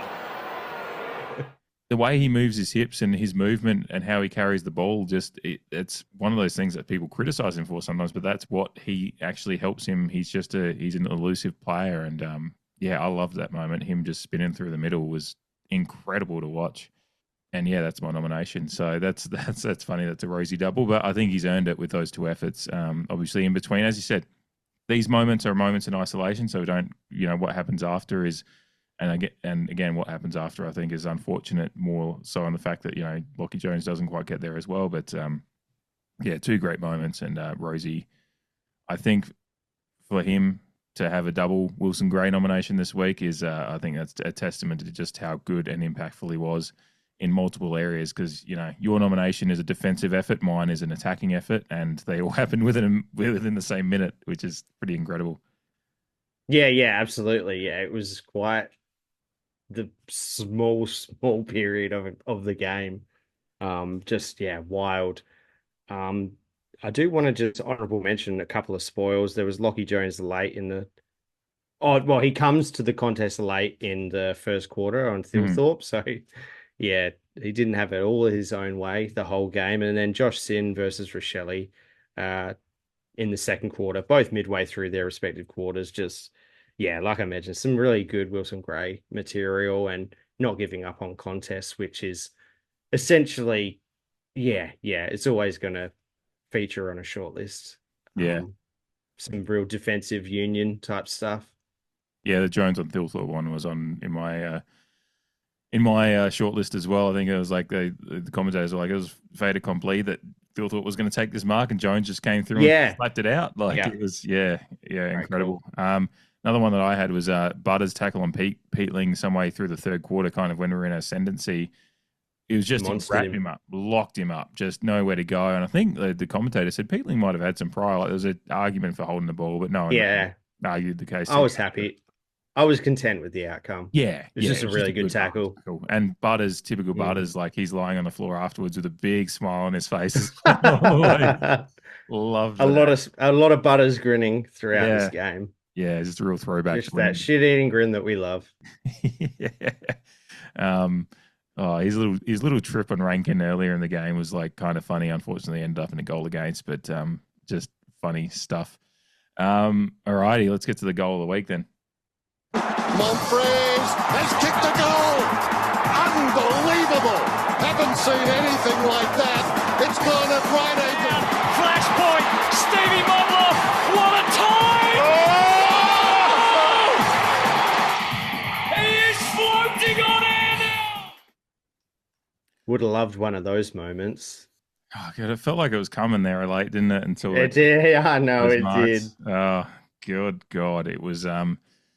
Yeah, they did have some of those moments in this one, though. I get to go first, and I can't not go with SPP, reminiscent of Monfries. Powell Pepper in a one-on-one with the strength. Worrell went down. Powell Pepper went and got it, and he bends it. He needs the big bounce, and he gets it. Amazing! That magnificent Sharon that we play this magnificent game with does it again. 2-on-1. I thought if he can handball and Shepherd, it might release Wines, but then he decided to snap and got the A-grade bounce. Nothing the defender could do about that. It's going at right angles. It wasn't quite as devious as that one, but it did have it. It had that. It smoked the defender, though. It bounced right over the top of him, which is, it made it its own thing. And Dwayne, I believe, was kind of dropping in the Monfries, I think just prior to that. And then we got the Monfries bounce. Mm-hmm. I think he makes a reference to the beautiful Sharon or something like that. Just like, just this beautiful part of our game. Yeah. This can happen. And it was earlier in the game, so it's not like it's like late. Like that Monfries one, part of the wildness of that is that it happens late and gives us the chance for it to ultimately go on and win with Wingard kicking that goal late on there. But afterwards, it was still just an incredible goal and just SPP like snapping from distance and great celebration from SPP. Like SPP is just a great celebrator. Like nothing over the top, but just because he's looks passion. like a complete hard nut and he celebrates with passion. Had to. That was as soon as I saw that goal happen. I love passion. Yeah. I love passion. So give Jamie players that give a fuck. Give us all players that give a fuck. Yeah. Right, and I mean, like both of SPP's goals were pretty tantalizing. Yes. Like his second goal, genuine front and center. Mm. Perfect. That's Australian rules football in a nutshell, right there. Actually, some quite entertaining goals from the whole game. I just want to give an honourable mention to Ryan Burton's goal, just because of how nonchalantly he just slots it. It's just like, I think SPP centers it somewhat, and yeah, he just rolls up, puts his leg through it, and it just sails in. Like, yeah, just so seamless, which I like. That's Ryan Burton at his best, really. Yeah. But obviously the SPP Monfries bounce was tantalizing. So therefore, HORNE-FRANCIS time in the third quarter has to be the other nomination. Like, Crows have got men back. HORNE-FRANCIS steals it. It's HORNE-FRANCIS time. Can you believe that? But all of a sudden, that is a quality finish, and the Crows will be filthy with themselves. They had 3 players around the ball, couldn't mop it up. It's a great finish. It's just a fantastic goal. There's no other way to put it, and a good piece of contested play just before a little bit of a solo, a little bit of a snatch out of the basket of someone else in tight, and chucks on the boot, does a business. Fucking, I'm sure we're all, if we weren't standing already like you were, I'm sure everyone was after that. Yeah, I think I chugged down the rest of a gin and tonic in the immediate aftermath of that one. Just like, fuck yeah. If it was a beer, it was going into the air. Yeah. Oh yeah, no, still thinking about that the Sting with the Stephen Motlop one. I've never been drenched in so much beer as I was on the hill that night. But there was some incredible finishes in that one. Like you said, the SPP, the other one, is probably the more pure, beautiful goal because it is great crumbing and then a great finish. Delicious. It's just the first one has the when Rosie should have had one like that in the last quarter as well. Yes, I can't believe that shaved right. It was just a sensational piece of play. Yeah, it's just like again, 9 times out of 10 chat that he kicks it. Yeah, so many of those, the Bergman ones, 9 times out of 10. Rosie, it's just one of those last quarters that you can only put down as just it's a fucking showdown, and sometimes it just doesn't go with you. There's lots of football gods chat on the night from the. It's just a roll of the dice. Yeah, the commentators were talking about the football gods a lot on the night, and there was a lot of that sometimes in the game and how it played out, and some of the ball don't lie stuff and all that. But so incredible moments. It's certainly a game that while watching a replay of a loss sucks. It's there was lots of highlights to enjoy, and I found myself getting nervous. I fucking made myself bleed by picking one of my nails, like watching the replay, which it's just so dumb. I'm just like picking my nails like late on. Andrea's going to be listening to this, being like, she hates it when I do that. So I'm sorry, hon. But I was just like picking at I was just like, because I was getting nervous again, even though I knew the result, which is just how much of nuffy areas we are at times, but we love this stuff. So anyway, let's get to the votes. It'll be interesting to see where you went with this. I'll play the fucking dumb fucking Sting first. Now it's time for the CREEDCAST Player of the Year voting.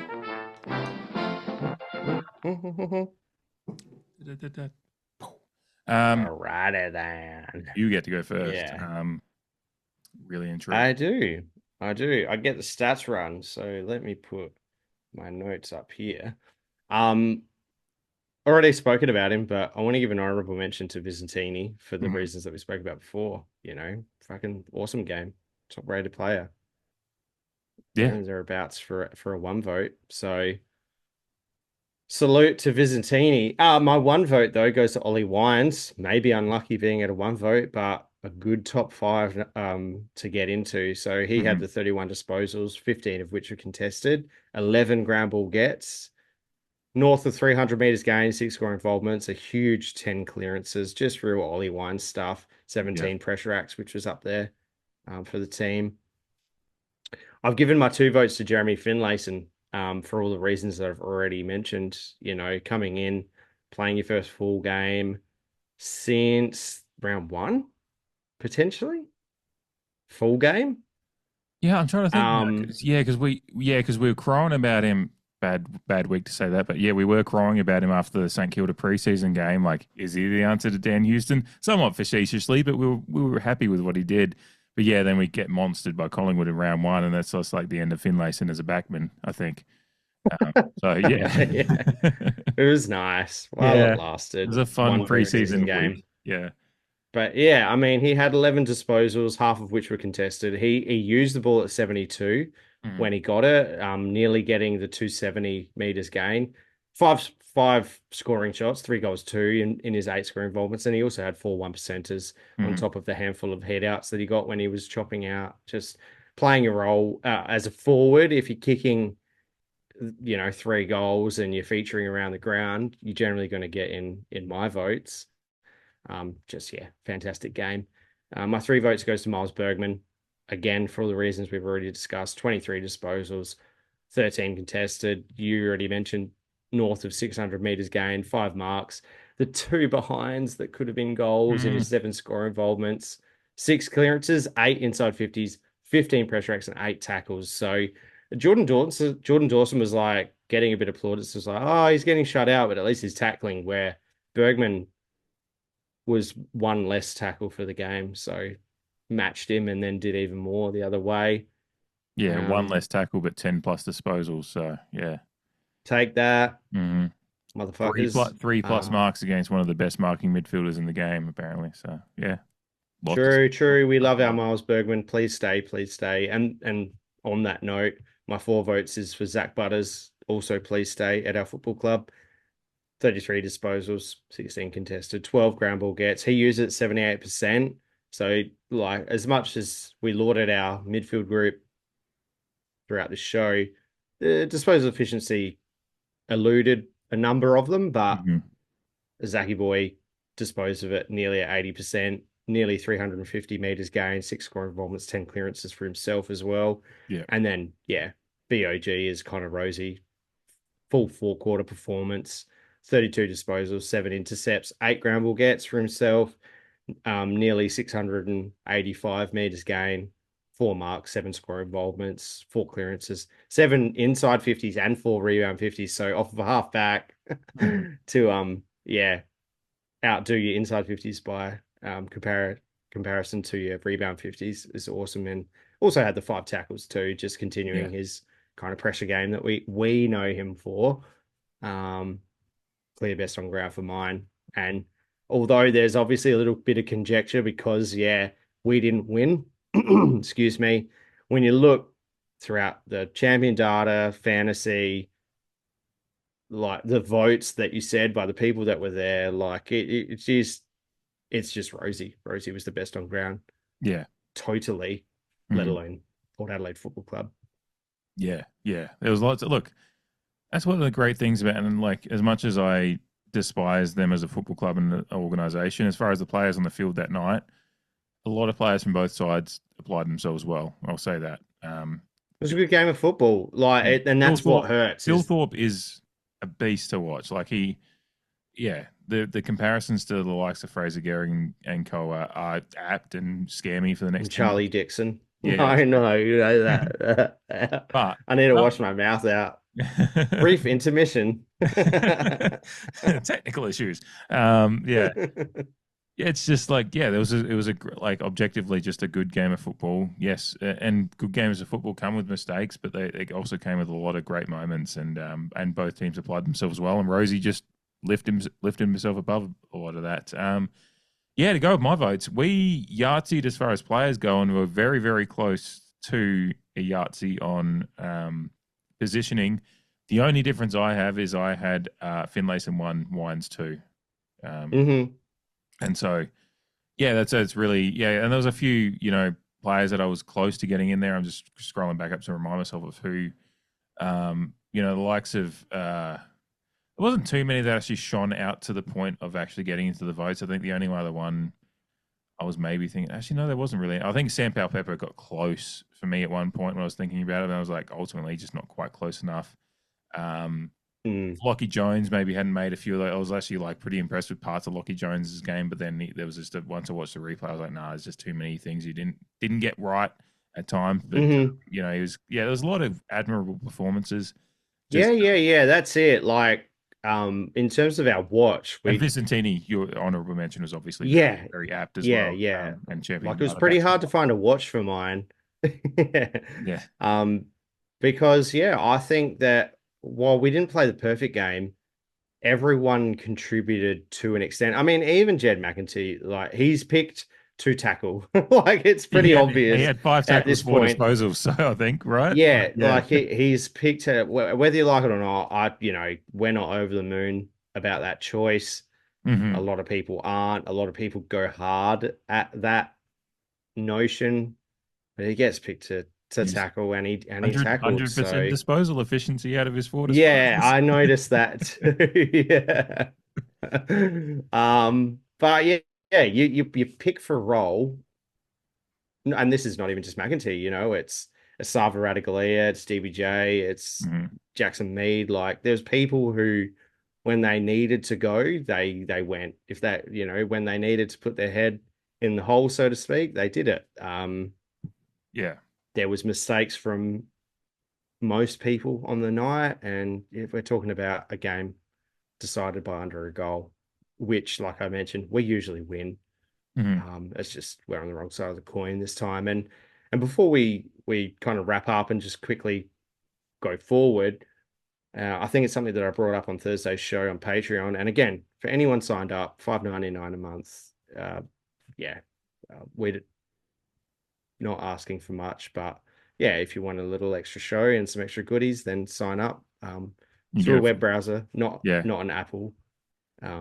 And you sign up and get a free week too, because I've worked out that you can set up a 7-day trial. So I did that because I was like, I'd like people feel like the need to listen in and see what's going on there. And I do want to start adding more in there. It's just we do have the one show a week on there as well, and where we dive into the previews even more. So it's we get thick into the teams, because obviously team selection is on Thursday. So and on that note, like, I'm very, like, it's becoming quite apparent that we're going to be an okay football side this year. And part of that is through the fact that we just keep getting some crucial injuries at some annoying times, and that doesn't, absolve you of all responsibility to win games of football, clearly by how good our midfield is. But also through experience. Like, we had 7 players with less than 50 games experience on the weekend, and Adelaide had 5. So they have 10 players who are on the precipice of 100 games, whereas we have 5 between 50 and 99 games. So it's worth just, it's interesting acknowledging that, just so that, like, for me, out of this year, like, they're a team that haven't played finals since they fucking lost the grand final. And so they've been in the Adelaide should be doing well. I've said this to people on and off recording. Like, they've had that much and to be fair, help through the draft. They got robbed in that Sydney game. Again, also very funny for me. But I will acknowledge that was fucked. But that's life in football. I remember Liverpool conceding a goal, because a lot of Liverpool chat in this one, weirdly.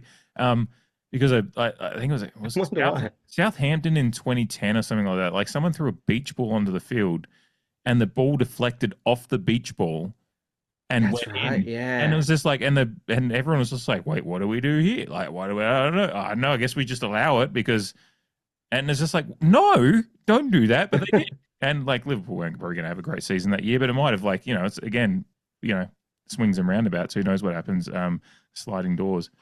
But yeah, like, the Crows, by age and games played, are marginally more experienced than us. And no, I told that to my dad, who, as many listening will know by now, my entire family's Crows fans. I met up with my brother after the game, who was at the game, and he was, unfortunately quite cock-a-hoot, but loved the guy. And I think that's the spirit. I did. My tweets after the game were very drunk, and I don't use the C-bomb too often, but I just tweeted, like, spirit of this cunt of a rivalry, which is kind of how I feel about it, because I hate the rivalry so much at times, but I love it as well. And it's just like the fact that I could catch up with my brother after the game, and I think I slapped him and then gave him a kiss on the cheek at the same time. Just said, "Fucking hate this shit, but glad I can catch up with you for a beer afterwards and have a chat." But it's just like, yeah, this team, like everyone thinks that the Crows should be, like so much. They are more. They should be better than what they've been. They're finally starting to show that. But we are a team. Yeah, sorry. Yeah, so I said to my dad, and he doesn't watch as much football as I joked with him the other day. I was like, "You're a bandwagoner," and he hated it. Because I told love my dad as well, but I like to give him shit because they gave up their season tickets years ago because they didn't want to go to Adelaide Oval. I said you guys are the more experienced team, both age and games played. Like it's marginal, but I said you are the more experienced team. We are actually, it was mentioned in the Bulldogs game, we had 10 players 23 and under, and he's just like, "Wait, what?" And he just couldn't believe it. And I was just like, "Yeah, you guys are the profile of a team that should be better than us." Just based on, you want to use that as a metric. Yeah, there's a lot of skills and drafting and player, how you squad build and stuff like that. But yeah, it is a factor in the game, and the fact that we still dominated in certain aspects, and they just have the generational talent down forward. It's a tight margin. It's a showdown, and yeah. Oh yeah, and I mean my comments, and like while all that is absolutely true, so much then. So yeah, I can't even remember exactly. Yeah, well, I mean it's a comparison piece because it is a showdown, and like it's just interesting to note just the differences from that point of view. But then for me, just to bring it back to a Port Adelaide point of view, like this season seems like it's going to just kind of frustrate us more often than not. It's going to be a roller coaster. I think we can obviously get on a run if we get our pieces in place, and we play 3.5 good quarters or 3 good quarters of football against anyone. But for me this year, and opinions about Ken being finished up now or later, whatever your opinion on that, it's fair enough. I'm not going to argue with anyone. As long as you keep what the I football, the only time of course, when you start like saying that he doesn't give a shit and he's just in it for the money, I'm like, I don't agree with that. I never have. So, and we've no one mentioned puts that themselves under that mental pressure for money.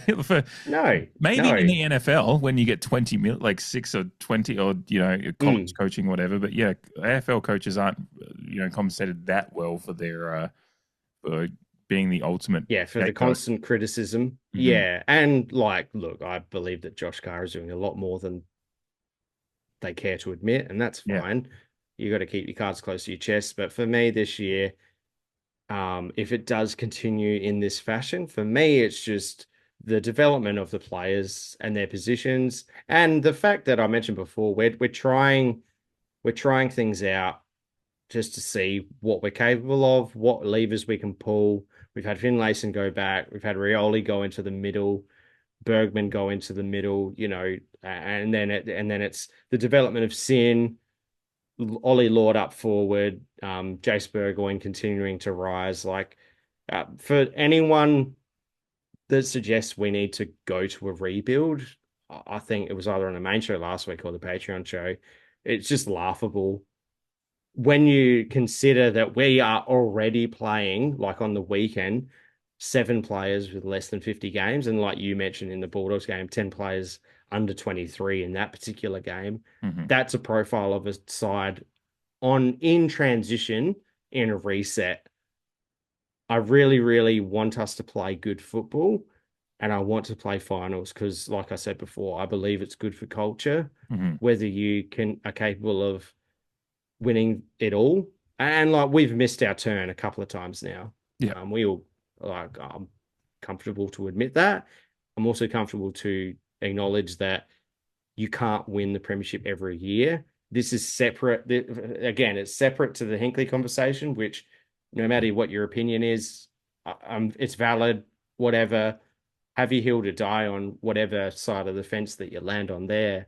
So yeah, I still want us to do well, but also I'm cognizant to the fact that we're watching a year where we're hopefully seeing the emergence of players who are going to take us back into that premiership window. And I don't think we're far off, considering the talent and age profile of a lot of the people who are getting regular minutes on the ground. There's a lot of players who need a lot of improvement, but by no way am I concerned that won't eventuate, if you know what I'm saying. Yeah. We have a pretty good record in that respect. And I guess the biggest factors to that transition lie with Butters and Miles Bergman as well. Yeah. Taking us forward. So we've got to kind of prepare for a couple of different scenarios. They obviously help a lot. And then, the fringe players below them, improvement in them and seeing how they develop is kind of where my mind's kind of drifting now that we're kind of battling. And like, we're not far off. Like Brisbane were on 3 wins. Who else was it? GWS? Hawthorn last year were Hawthorn, that's who it was. They started 0-4 or like 1-4. Never say never. Absolutely. I'm not writing this season off at all. And much like in the preseason, I still think we're capable of hosting a home elimination final. When you take out the 2 just diabolical losses, we essentially could stake a claim that we should have won the other games that we've lost, against Essendon, St Kilda, the Crows. Yeah. The 90-point losses are just horrific, and you take them for what they are. But we're just a side that can't quite get the job done in those games that typically we have been getting done in past seasons. Yeah. And that's that kind of just shows where realistically we are in both, list building and that retooling on the run. I know Koshy always says he doesn't like to say use the rebuild word, but it is difficult to do, and some teams do just need to get to a point where they strip it down and go and tank for a few years. But whether it be Geelong or some of those teams that do, they retool on the run and draft well and get some benefit from some trades and some diabolical trades at times, but it is what it is. Teams do have the ability to do that. So, we are doing it in a way that has set us up to have some youth, whether it's good, good youth remains to be seen going forward, but there's promising stuff. And this year's going to be an interesting one, but about time to, I guess, look forward to, I just mentioned Geelong, but have a look ahead as we close off the episode. We are Yartapuulti Football Club this weekend. Of course, Sir Doug Nicholls Round. It does come with an extra heftiness, and I guess probably before. I mean, I'll just mention. We'll start off with it. It is being expected that Willie Rioli will play again this week after he comes off his 1-match suspension / personal leave for, of course, all the headlines last week. We don't need to go over again, but really intrigued by how all the news that's come out since of Chris Davies writing to the AFL a few weeks ago about the treatment of Willie Rioli and just his experience as a player and the understanding and nuance that goes with that. I think Nathan Buckley came out and said how impressed he is with how Port Adelaide's handled it, which goes against the grain of some of the couch potato coaches that were tweeting last week. A lot of people had Crows themed profile pictures, but not just Crows fans, but there was a few. Or no profile pictures, surprisingly enough, and a lot of numbers in their handle. Exactly. It does lay down an intriguing, and it's not the Sir Doug Nicholls Round is meant to be a celebration of Indigenous culture, and we certainly do celebrate it in your background. If you're watching on YouTube, Jamie's background, and for those not watching on YouTube, Jamie's background is, of course, Gemma Houghton and Sam Powell-Pepper, and I think Gavin Wanganeen's hiding behind your head, of course, sporting this year's Guernsey. I do have the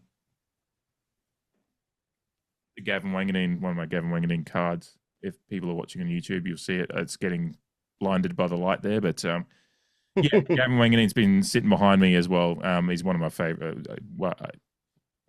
When people ask me my favorite all-time Port players, it's often Gavin Wanganeen I mention. So, of course, his designed Guernsey this year is a beauty and a really great story behind it as well.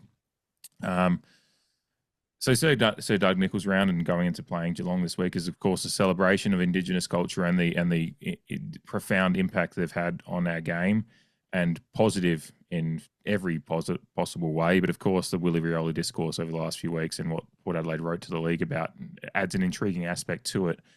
And my positive point of view is that it adds a chance for more education for those that don't have it. But, of course, it does add an intriguing aspect to this weekend's game. I do take the course of positivity that I think, as far as the on-field goes, I think Geelong will be very cognizant of course, Geelong is one of the teams that came up in the discourse last week with Rioli's behaviour on-field.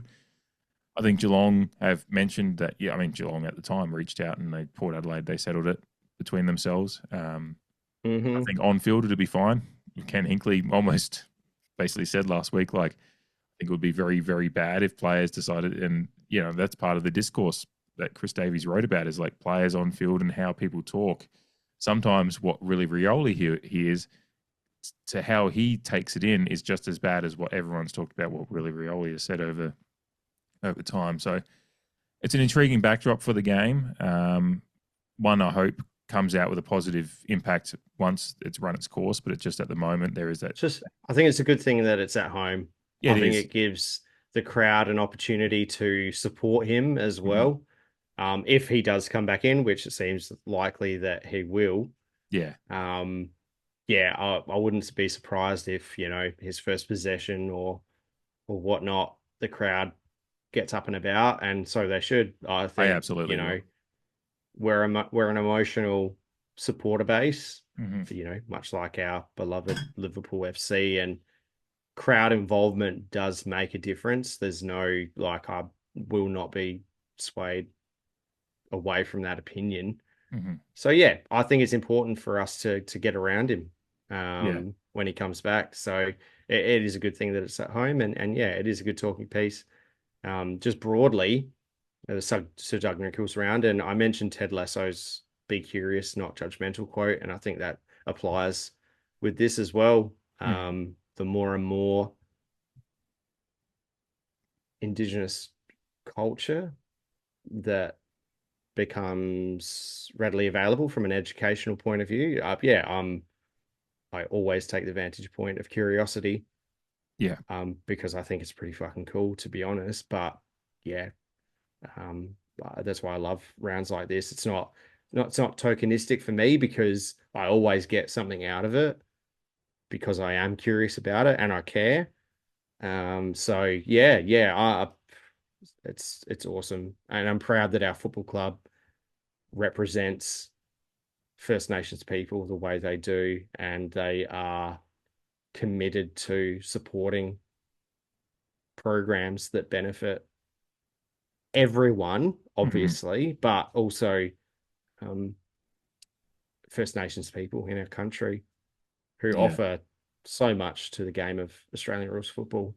Yeah, the Port Adelaide community side, the charity arm of the Port Adelaide Football Club is quite large, and I think people should look into it if they haven't seen it. It is a significant part of what Port Adelaide does off field. That's why the single-celled organisms that reply to tweets when I talk about Port Adelaide, the pride I have in the club, and they say they should just stick to sport. Sports has never been sporting clubs as like a sporting club. The word club means it's not just community. If it was just Port Adelaide as a football team, it would just be Port Adelaide. But as a Port Adelaide Football Club, and we've just been talking about Showdown and whatever you think about Adelaide and what they do, it's the Adelaide Football Club. There is a community there. And I see stuff about the Rainbow Crows on Twitter, and objectively, I really respect that they've got a good arm for that side of the dumbass discourse for people that denigrate the LGBTQ plus community. But as we're talking about Indigenous, there is a great arm of the Port Adelaide Football Club that does stuff towards that. And club means community, and that means more than just what a team is doing between whistle and final siren. That's what club and community means. That's why clubs are never just. And it's funny. They represent the people within them. that is a club, like you mentioned, that's part of Australian culture. Mm-hmm. That's why most of our sporting codes in Australia are club-based rather than even franchise-based systems still operate in club-like fashion. Yeah. And that's rooted in community and the people within that community that they represent.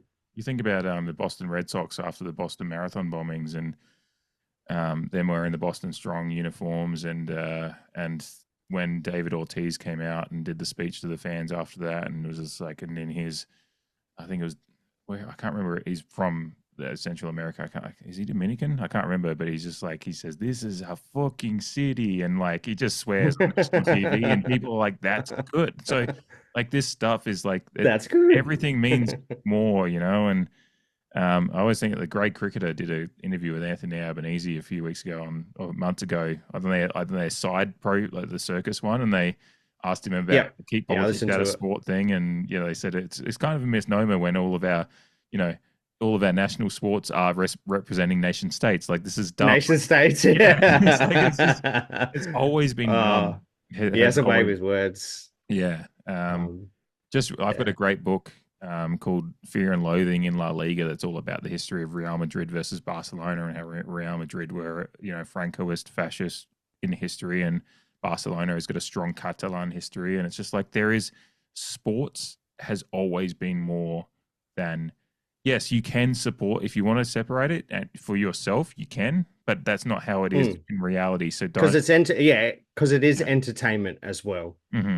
It is. Like, you can enjoy it. When Port are playing shit, sport is entertainment, and I can forget about it. But when they're playing well, it's a lifestyle and a culture, and it's political, and it's everything that I want to get swept up in life. But yeah, for some people, it is just purely on, off, like, and that's fine if that's what you want to enjoy about it, but don't project that onto other people that like that. And if you don't like Port Adelaide wearing Indigenous Guernseys and changing their name for a couple of weeks, that's a reflection on your own attitudes towards some things in this world, and you honestly have to have a look in the mirror yourself, because that's not. I just can't personally understand how someone would see Yartapuulti and go, "Oh, fuck off!" Like, where the Port, like, my first instinct, like when it first happened, we've obviously been Yartapuulti for Sir Doug Nicholls Round for a few years now. My first thing is like, oh, what does that mean? Like, in my headspace, I don't understand how someone couldn't go, oh, what does that mean? Like, what is that? Like, what's behind that? What's the history of that? Those are just the first things I think of. I can't believe there's people out there that just get offended by name change. And I'm fascinated by it. Seems ridiculous to me. Yeah, like, I'm not good at learning other languages. I'm trying to learn Spanish at the moment because half of my, my wife's family is in-laws. So I'm terrible at learning it, but I'm learning words over time, and it's great. And like, even Yartapuulti it started with, and now they I apologize to anyone listening that knows how this is pronounced if I mispronounce it, but the Ingadlu Yartapuulti, that means like, we are Port Adelaide in Indigenous language. Like, I love that, as like, I've learned that over the last couple of years now, then that's what I'm using as the hashtag for the couple of weeks. That's great. This is something really, it's really strange, but my partner Lucy works in residential care, and the company that she works for names houses after they're given First Nations names. Love it. And one of the main houses that she works in is, and how she was told it's pronounced is Nagdala, which is spelt the exact same as what's on the graphics for Yartapuulti. So take that for what you will. Nagdala, Ngadlu. I'm sure someone will pronounce it over the next few days, and then we can put it to bed. We'll be there. I mean, I'm sure there's going to be a welcome to country on Saturday, which, by the way, is a great thing. And it'll slap because Uncle O'Brien, he does the best welcome to countries. Yeah, Port Adelaide, great. That I've seen. And a quote of his that I really love is that in Australia, we never say goodbye. We always say catch you later. And I don't know why that makes me so emotional. Like, whenever I hear it, because that's Australian culture. Yeah. Or it's always just like, is, see you later, catch you later. Like everything just comes back around again. Like, but it's awesome. Mickey O'Brien, he's a legend. Yeah, now looking forward to it this week. We should touch on the game quickly because we've gone on, but it was a tangent that needed to be had because it is pertinent to both our players at the moment as well as just in general Australian sporting culture. But we have had some. By the way, did you notice? Was there any point in the game that you went, "Oh, Kane Farrell's hurt"? I watched the replay and again, I didn't mention during this. I haven't mentioned yet, but I've been sick as well, so I watched the replay under a cloud of cold and flu tablets. But I watched the replay after I saw that he's out for 46 weeks. I don't remember a moment. So he must have jagged something and played out the game. But it's unfortunate that Kane Farrell is. I guess the big news for us as far as an out for this week of obviously our squad show on Thursday, we'll talk about what the actual squad makeup is. Before we get to Geelong, my immediate thought is, do you bring in Brendan Zerk-Thatcher and keep Asava Galea in? And because you've got Connor Rozee doing so much more work, I haven't seen much of how fit Brandon Zerk-Thatcher has looked at SANFL level. But that was just one thought that I had through my cold and flu tablet stupor today. Yeah, well, just judging from what I think Ken and some of the other coaches have said in interviews is that I think they're giving him a really long run up. And I think it might have been leading up to the showdown last week, but I think even Ken might have said still a couple of weeks at SANFL level. So yeah, my thing is that obviously a lot of people would be like Bergman to go just straight back. Well, that is the thing, but I want to avoid that if I'm the selection about it. You can't, from my point of view, you can't move a guy into a spot, him perform so well, and then roll that back after 1 week. And I think that we've got the coverage still. Yeah. Burgoyne can obviously roll back. He's done it before, and we can maybe try and get another midfield rotation into the mix potentially. Mm-hmm. Because I don't really want to touch Bergman. I want to give him a run, showing him what he can do and him showing us what he can do. And as well as that is maybe it'll be a potential way to keep him interested in staying at Port Adelaide Football Club if he gets consistent midfield minutes, that is. But just looking at, I was just thinking, it reminds me. Obviously, there's Logan Evans, Zerk-Thatcher. How many disposals did Zerk-Thatcher get? 8. So I mean, even Ivan Soldo got more. So he's still on the way back. Mm-hmm. Travis Boak is obviously up there. So obviously, mention the midfield rotation. If you hypothetically put a Burgoyne back to cover for Kane Farrell. Because again, like I said earlier in the show, I don't think we're as reliant on a Kane Farrell. Sure, he has a fucking weapon of a leg, but I don't think we're as reliant on him as we were at Dan Houston last year. And therefore, particularly when you crank that with Connor Rozee. Exactly. That's everything that those flexibility guys can be and more. Mm-hmm. So you just need, someone who can take a mark, someone who can kick it fairly accurately, and someone who's got a sense of confidence about them. And I think Jace has clearly displayed that he fits that bill. He ticks those boxes. So games have probably been down there still, I think. And then you can bring a Travis Boak him and add him to the midfield rotation, potentially if you're keeping Moraes as a sub. Who knows? Yeah. And you've got the potential to bring Moraes back in to play the full game again, which we know he can play okay.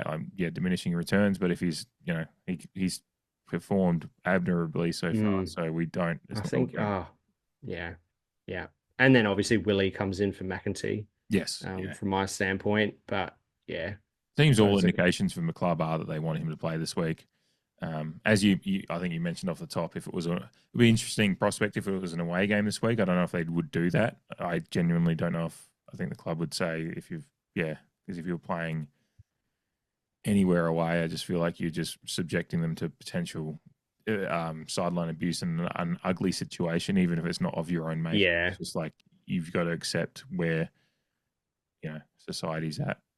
To a certain respect, unfortunately, even if it is a vocal minority, it is still there. So yeah, but Willie coming back this week in a home game is perfect. Hopefully, obviously it's up to him ultimately, but it seems like Boak suggested that his happiest place at the moment is around the club, and he loves being around the club. And from my body language stuff, like whenever I see him, I've talked to you about it. I think I've mentioned it on the podcast. He always seems happy out in the field. It's just like these situations arise and unfortunately lend themselves to the situations we found ourselves in last week. The Geelong injury list, just to look forward to them before we wrap up, is dumb. Bonkers. Yeah. So Tom Stewart is a test, Reece Stanley is a test, Jack Henry is a test. They really go in length on their website ones. Like they actually put a little paragraph between each one. It's like, Tom Stewart, knee soreness test. As Chris mentioned post-game, we expect Tom to be available to play Port Adelaide. We decided to give Tom another week to recover, and we will continue to monitor him throughout the week before making a call. Reece Stanley, progressing well after a low-grade hamstring strain against Collingwood. Like we do most players, we'll give him every opportunity to prove his fitness. But we won't hesitate to give him another week to recover. So I was like, okay, cool. Lots of late. He's got another week. Yeah, and Jack Henry as well. He'll be a test this week, and similar to Tom, we will make the call later in the week. And then there's obviously, beyond that, you start getting to the players that are out 1 to 2, 1 to 3, and longer. Lawson Humphreys is still in concussion protocol as well. Of course, they're late round draft pick from 18 months ago that came on well last year, and so they're missing some guys. Cam Guthrie's still out as well, obviously veteran at this point, but So Tom Stewart, Reece Stanley, and Jack Henry could play, or they could not. I don't fucking know. And it's Geelong. I saw some facetiousness on Twitter earlier today to say that they might have even been Geelong fans. They were just saying like, okay, so Stewart, Stanley, and Henry just aren't playing. Like they're listed as tests, and they're not playing. So there is some chat about rule it out now. I think shout out to Dave Lloyd, obviously friend of the pod and been on the pod, and Liam Sheedy as well were chatting in responses to one of my tweets about the fact that they're coming off a short break and have another short break. So they've got like a sequence of 3 games in, I think, 12 days is how it's working out for them from GWS to us to I think they're playing the Bulldogs next week. So it's like they're playing. And so whether Geelong look at Port Adelaide as, the team in transition between two teams that are in premiership contention and rest if Stewart, Stanley, and Henry are borderline on tests, do they rest them this week to make sure they're ready for next week against the Bulldogs? They could work in our favour. It's also, playing with fire for them because they probably look at how we performed against the Crows and go, that's a decent team still. And Geelong, I see, Chris Scott's not a dumb coach. He's highly respectful and, he toys with things, and they've, the messages out from the AFL about injury lists are all because of Geelong. So it's so I don't fucking know what to predict for what Geelong are going to do, but Tom Stewart could play or not, I don't fucking know. The last time we played them was when Jed McEntee made Tom Stewart's life incredibly hard. So sorry, not the last time we played them. Last time we played them in regular season. Obviously that final, less said about that the better, but the Geelong side that we come up against this week will be, I have no idea what to expect. Bailey Smith is a massive, factor in that side this year. Patrick Dangerfield down forward. There's lots of things to look forward to. Obviously, we'll talk about it more in the squad show, but just at this point, how are you feeling about it? Because it's an intriguing side. They've got guys in, out, this, that, and the other. But the Geelong team always demands respect. But it's a Geelong team that I think we can beat. And it's a Geelong team that I think can beat us. It just depends how many quarters of good football we play on Saturday evening. yeah, these games, this next few weeks are so critical to our season. Losing the Showdown wasn't ideal, but we're just got to keep moving on. And we got Geelong at home. Can't keep dropping games at home. So, yeah, I think we have capabilities. We play how we did on Saturday, and we'll give ourselves a good shot. And they've, bit of tumult in their ranks as well, from personnel point of view. So, confident in a sense that if we bring what we can bring, and I mean, we've got 2 of the best 5 players in the league in our side, according to coaches' votes. So for fuck's sake, like, we can absolutely give ourselves a chance. It's just putting it together on the day and negating their momentum when they get it. So I'm leaving my heart open and head open in that regard. I'm not sure who I'll tip until probably Thursday, but yeah. There's avenues where we see a victory on Saturday night. Yeah. I mean, certainly forward line, like, it's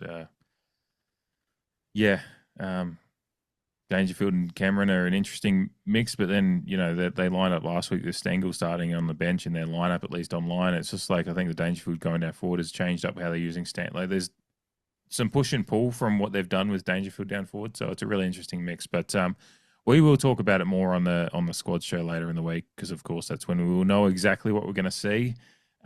Certainly from some of the more defensive standpoints, with the Tom Stewart's the big one really. But there's a lot. They've got a lot of talent there, regardless, in that side, and it's going to be a big test. Certainly, my second time seeing Bailey Smith this year, and he had a decent game against the Crows when I was down there for that one in gather round. So, it's kind of the wild card that's really opened up what they can do this year. But they've had some issues this year as well. Certainly, coming off a loss against GWS is going to provide an intriguing. But we're both teams coming off close losses in probably the 2 best games of last week in the AFL, and what was a pretty good week of AFL footy. I think the closest round since 1970 or something like that, as far as the average losing margin. So, incredible stuff. I can't wait to be back. It's fun to hopefully go down there this week again, and hopefully we'll see a win. But just glad I get to go down there again this week. I always love going to games, regardless of what's going on. Hopefully I'll see you down there this week. But I'm trying to. There's a mate of mine I haven't caught up with in a while. I'm trying to drag along with my spare ticket as well. So beers will be had regardless, as they were last week. And hopefully we can get the chocolates against Geelong. That's about it from me. We're wrapping this one up before 11, Jamie. That's pretty good for a Showdown episode too, I reckon. Yeah, I'm happy with it. Let's wrap this thing up, and obviously, appreciate everyone for listening or tuning in on YouTube, whatever your proclivities may be. Absolutely. Yeah, get around us on Twitter, Instagram, Facebook, whatever your proclivities as far as social media followings go. And of course, as we mentioned a few times in the show, get around the Patreon. It's $5.99 a month, but of course you get a free week if you sign up and choose to take the free week, which I obviously encourage you to. Go for it.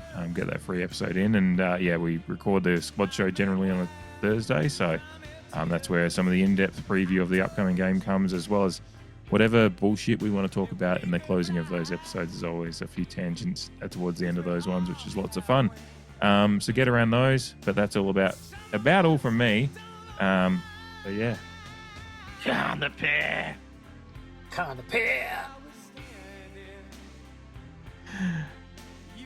Love you, Stu. See you guys.